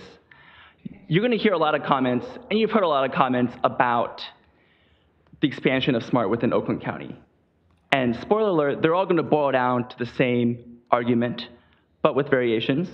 So if anybody's nodding off, it's a little past 9 p.m. Here's what it's about. It's about connecting people with the jobs, getting people to go where they need to go, connect them with the things that are important to them in their life. The fact is, there are people who need it. There are people who can't drive. There are people who don't want to drive. And they need a way to get around and participate fully in life, period. This is not about, the RTA or regional structures. This is about the expansion of the SMART area within Oakland County. This is about serving Oakland County residents and connecting them to where they need to go. Now, you're going to hear another variation on the story, getting people where they need to go. So, a bit about myself. In my day job, I'm an automotive engineer. I work at General Motors. I work at the GM Tech Center. And when I first got the job, I didn't have a car. I commuted by bus. I took the SMART bus over. I waited at the stop outside the tech center, but I never waited alone. There were other folks who were commuting from the tech center. There were a few other engineers, but mostly it was the essential workers, the blue-collar workers, the custodians, the food service workers who kept the tech center running. They can't work from home. The tech center would not exist The lights would not be on without them. I came from the office today. There were folks waiting outside the bus stop at the tech center. Get people to where they need to go. That's what the question of countywide SMART is about. The fact is, we have some good local transit systems like NODA that serve the vulnerable. They do good work with what they have, but they can't meet all the mobility needs of their clients. They have limited hours they have to be booked far in advance. The expansion of SMART could bring more resources to those local agencies and help those communities decide how to meet their needs. The fact is, a silent majority of Oakland County supports SMART. And you can see that in the poll numbers every year when the millage is up for renewal. I think it's time for a countywide solution. We can't have any more gaps in the system that make it impossible to plan. We don't have gaps in our roadways. We don't have gaps in our water system. Let's bring SMART countywide. Now is the time. Thank you very much for your time and consideration. Thank you, sir. Marnia, and it's it. L4.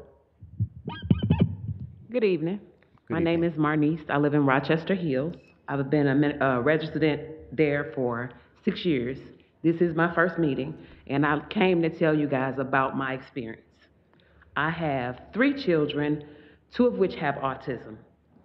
The middle child is 22, and he works at Myers. He's been there 5 years. He got his own job. Now he works 4 days a week. I take him to work on my way to work. I pick him up after my day at work. My daughter is now 20, and we're working on finding her a job.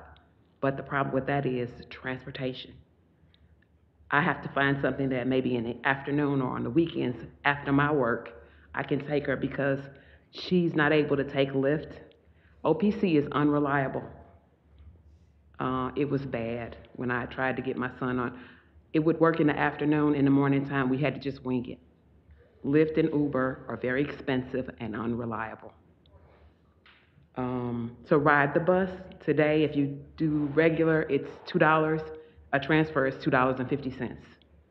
We just got a bus that goes to Troy Beaumont Hospital, and it is maybe about 30 minutes from my house, and I can walk to it. So I can get to stuff that is in Detroit or in Sterling Heights because there's no transportation. I feel landlocked, and I love the school district. It was wonderful. That's why I moved there. But I didn't consider there's no transportation, and my 28-year-old would walk in the night because he had to work. He didn't have a car. That's just a whole nother nightmare to think about in itself. Nobody thinks about the disabled people. One of my kids' friends is doing an internship at Troy Beaumont. He rides his bike to and from, and it's dark when he leaves. He's got reflective book bag, he's got a reflective jacket, so you know he's out riding, but that's a worry for me, and he ain't even my child. I came to let you guys know what I'm dealing with, just trying to get them so that they're able to get jobs and be a tax-paying citizen in this community. Thank you for your time. I'll be back. Thank you. I got Jeff, is it Shaper? Followed by Willow Sims.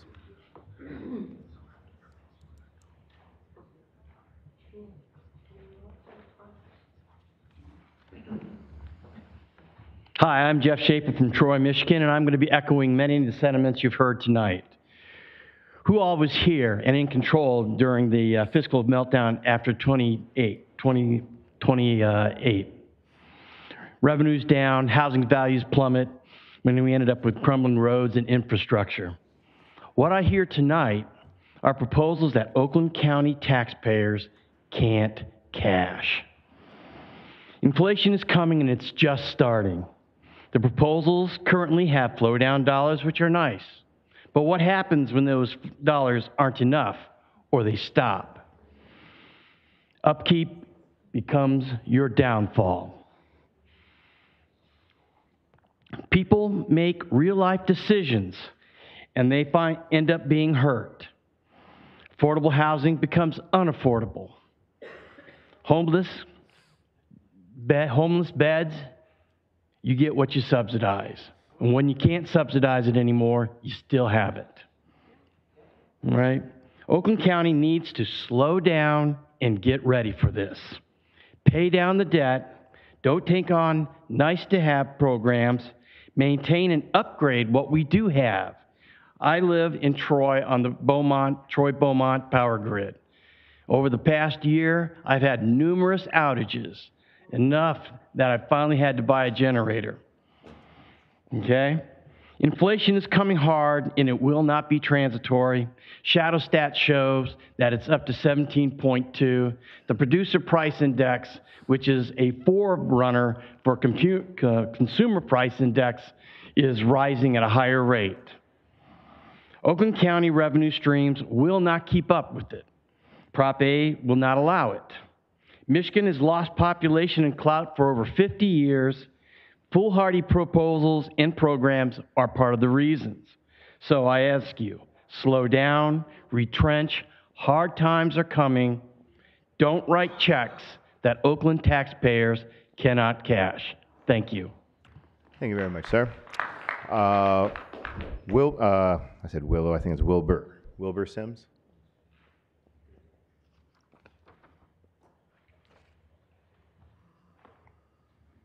Good evening, Commissioners. It's a pleasure to speak with you guys tonight. I structured my points so I can stay in time.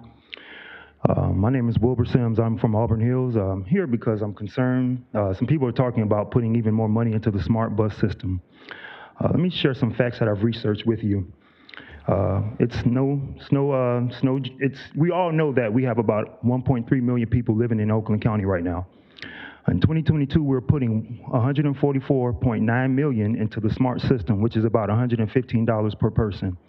During the 12-month period, bus fares was collected from only about 3.88 million riders, including both the fixed routes and the connected services buses. Of the $144.9 million spent by smart, bus riders paid $4 million in fares and only 2.7% of the cost. With only 3.88 million people climbing aboard a bus during the 12-month period, that means an average of only 15,000 persons use this per day, which is only about 0.4 of the population using it. No wonder so many buses are looking empty. If you calculate bus usage based on having 510,000 households in the county, the usage of the bus is still just under 3%. Given the average bus fare collected is about $1.03, SMART is charging less than $11 per week for people to ride back and forth to work Monday through Friday. Certainly, SMART could provide more services if the riders paid the fair share of the cost. This information comes right out of the SMART fiscal year 2022 operating budget. So I just want to say, if you can consider not expanding services by assessing more taxes, we pay a lot of taxes already in this area. Look at how little SMART charges for bus fare. Encourage them to find ways to both increase the bus utilization and increase fares to those who use it. The $1.03 average fare is really low. So what I do want to talk about for some stuff, and I do respect what everybody has said tonight. You know, one thing my father told me before he passed, everybody as a human has a right to their opinion. Doesn't necessarily mean that your opinion is always right, but you have a right. And I find it ironic that we have folks that are coming from other counties, which respectively, you're coming from another county, but you're telling us to pay taxes that benefits people from another county. Just like how I heard somebody mention about the Great Lakes water, how we even have Highland Park, where we have other counties like Oakland County, and we have other counties like Macomb County that are paying monies for Highland Park. So what I want to say is that it's not, I do respect people having, you know, we have to get around, we have to do these things. However, I feel that it's not my obligation if I heard somebody say, you know, people that don't know how to drive or don't want to drive, that should not be an obligation of a tax-paying citizen inside and a resident inside this county. So I know my time is up. I thank you guys for listening to me, and you have a great night. Thank you. Diaja, I apologize if I said that wrong. Diaja Ruffin? Did I do it okay? Oh, there. Welcome. Good evening. My name is Diaja Ruffin. I am from Wayne County. I would like to say thank you all for what you do. And I am very, very just like overwhelmed with the blatant discrimination. And if we're going to do an overreaching comment, say racism that is being displayed here tonight. And I just want to just say that it is a breath of fresh air to see that Oakland County is moving more to a progressive state from the side of the commissioners, and so it shows the reflection of the community that lives here, obviously, because if they voted for these people, that means that that's what they're looking for. And so I am the lead organizer for Motor City Freedom Riders. We are a Metro Detroit organization fighting for better transit in Detroit, and so I believe that transit is so important. We do a transit 101 organizing training that is our first session is about politics and the history of transit. So if we talk about the politics and the history of transit, there has been a long list of racism that has started this in the first place, where we were not allowed to be in transit for quote unquote low income people, but if we want to take it a step further, we'll say African American people. And so we know that in the history that people didn't want African American people in their community. And that should not be allowed in not only just in Oakland County, but in the state of Michigan. Just because you live in Oakland County, you are not on an island, you live here in Michigan. And so if you want to be a part of this state, then you have to recognize the diversity that is a part of this state, no matter if you've been here for 72 years or if you're being here for 2 years. And lastly, I would like to state that I'm out here with riders all the time that know they might not live in Oakland County because they can't afford it, but they work here. They serve you your food. They make sure that you have groceries at the store. They make sure that you can shop at whatever shopping place that you're going to. So let's not discredit the people that live outside of here because they still contribute to your community. And lastly, I would like to say we need to have more love in politics. It's too much divisiveness that goes on in politics. And for us to not think about what people care about, and you can't tell me that you care about people if you don't care about the history of what happened and where we are now. And so I thank all of you all for continuing to do this fight, especially to see the diversity, the young people, the black women, and everybody else in between, because we need you all to continue moving forward, because it's not going to stop. Whether it be for transit, whether it be for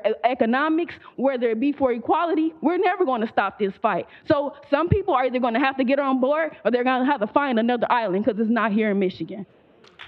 Thank you very much. All right, that concludes. We got to make sure. That concludes everyone that I have on my list. If there's anybody else that would like to speak during our second public comment. Yes, people. Come up and give your name. Did you sign up? Oh, there's another form. Oh, okay. I'm going to go with that list. I'll defer. Sorry. Charlie, can you just bring that up to me? Oh, okay. Tell us who you are. Yeah. Welcome. I'm obviously short. Yes, ma'am. My name is Rebecca Donnelly Lasecki. I was born in Washtenaw County. I was raised in Wayne County, but I've lived in Oakland County for over 20 years, so I hope that qualifies me to speak. Transit is important for a lot of reasons. And one reason that's very, very close to my heart is, and I've become kind of an advocate for, is that when I was a kid, back in my day, I learned to drive at my high school. It was a free education. It was part of my high school education, learn to drive. My dad was a driver ed teacher. And everyone that I knew got their driver's license when they were 16. You took driver ed. It was a thing, it didn't cost you anything, and you got your driver's license. Today in Michigan, and I don't know if all the boomers and the Gen Xers in the room realize this, it costs a lot of money to get a driver's license now because you have to pay for private instruction. You have to provide your own vehicle for the road test.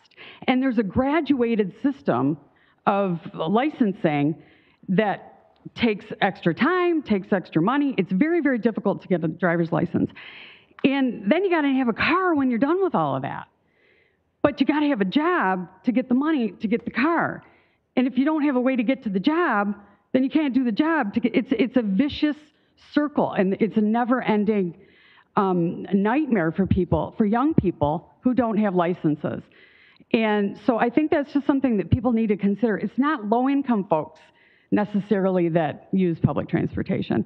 It's all kinds of people from all walks of life who just don't have access to a vehicle for one reason or another. And I'll, full disclosure, I lived overseas for a while, and so I was lucky enough to take public transportation to Oktoberfest in Munich, or to the Passion Play in Oberammergau, or to the Eiffel Tower, or Buckingham Palace, or to a coffee shop in Amsterdam. And it's nice that you don't need a designated driver when you're taking public transit to the ball game. I've ridden on the DC Metro with people to the fireworks. There were thousands of us. We all took the Metro, didn't need to park, could have a few pops and not have to worry about getting popped for drunk driving. So there are a lot of reasons for transit beyond just the, day-to-day, somebody needs to get to work. There are leisure activities and things that strengthen our economy that will benefit from expanded public transit. So I just want people to keep things in mind that it has nothing to do with your economic status. It just has to do with whether you need access to convenient transportation. And I thank you for your consideration and wish you good evening. All right, as the last on the list, if you haven't spoken during the second public comment and wish to speak on any topic, please come and. Thank you. I think I will. Connie Johnson, Milford. So I'm looking at the SMART expenses and charges and net position from their 2021 annual report. And I'm looking at deficits for operating costs. So this is from a business acumen from which I am speaking. If something costs, if you're bringing in X amount of dollars and your operating expenses are exponentially larger than that, then you're operating at a loss. I would like to say that this SMART system is being paid for by local, state, and federal funding already. That's the only reason it's not bankrupt already. I think I can speak for most of us that I like public transportation. I think it's really good, but we have to be good stewards of what we already have prior to expanding, because more of what isn't working isn't going to work better if we throw more of our money at it. So there's that. I would also like to remind the board that this board acts as a body. The committees make the recommendations to the board, where the actual discussion is supposed to happen in this room so that the public can be part of that whole discussion, because you're public servants. The agenda that was handed out today at 6 p.m. wasn't complete. Where's the transparency when you're adding and the time consideration when you're adding actual items that aren't reflected on the agenda that you handed out, so that we can be part of that discussion as well, so that we can know what you're adding. When you're adding contracts, you're requiring commissioners to vote on subject matter that they've not laid eyes on is unacceptable. Where's the consideration for the public to actually participate when this happens? It isn't. You are public servants. This is a public forum. And I'm part of that public that's telling you this is unacceptable. We need to have an actual order so that the public can participate, so that the commission can actually be enabled to do their jobs correctly. I would thank you for your time for this evening, since it's almost 10 o'clock at night. I really do appreciate you all. Thank you very much. All right, that sounds like, nope, you're done. Sir, you already spoke during public comment. Everyone gets one time. She got, didn't you speak to her? I did first public. She spoke, yeah, so it was first and second public comment. We're not gonna everyone go a second time. It's 10 o'clock at night. If If you would like to address and haven't addressed us, I welcome you. Hi, yes. My name is Annette LeBaron, and I live in Bloomfield Hills. I apologize, I didn't sign up. This is new for me, so just coming in and listening. So thank you. But I'm troubled by people coming here from other counties or Wayne County and other places telling us that we must make more of an investment in our county regional transit system. As you know, government bus systems spend money, they don't invest, and Smart Money is already spending a lot. Their budget went up from 136 to 145 million this year, and that's a healthy 6.6 million increase. So we are increasing what we're going. And just driving around and looking at buses down Woodward, they don't seem full to me. I would like to see some more data, some more information in terms of making sure we're working with the capacity that we have and how can we spend our money smartly. In addition, there's this article about that came out of the Detroit News, Highland Park's not paying their water bill. We're paying for that as well. It's like, I feel like we're spending money, and quite honestly, I'm really nervous about our future. I think we're headed in the wrong direction. I think we're all going to be struggling down the road with inflation, and I think we need to be smart and work with some data. So please take in consideration Oakland County residents and people not necessarily from Oakland County. Thank you. Welcome, sir. Hey, good evening, everybody. My name is James Soboleski. I'm a resident of the big bad city to the south, but more importantly, I'm a resident of Southeast Michigan. I'm from Detroit, Michigan. Yeah. So you know, I'm maybe a little bit academic. I'm actually a member of Motor City Freedom Riders. But you know, the one thing that we can't pretend is that our fates are not intertwined as a region. You know, from the birth of the suburbs, you had a place called Levittown in New York. And it's the thing that we learned since that birth is that people choose from a menu of services and options when they're picking their place to live, right? And I just want to point out there's been a lot of talk about the past and a lot of talk about the future. And the people that are my age are making choices right now about where they're going to live going forward. And those are the choices that I think that you should keep in mind when you're listening to this testimony. Thank you, sir. All right, anybody else? Are we good? All right, thank you, everyone. That's the end of public comment, and we will adjourn till May 12th or call the chair. Everyone drive safe. Have a very happy holiday for those who celebrate. Good night.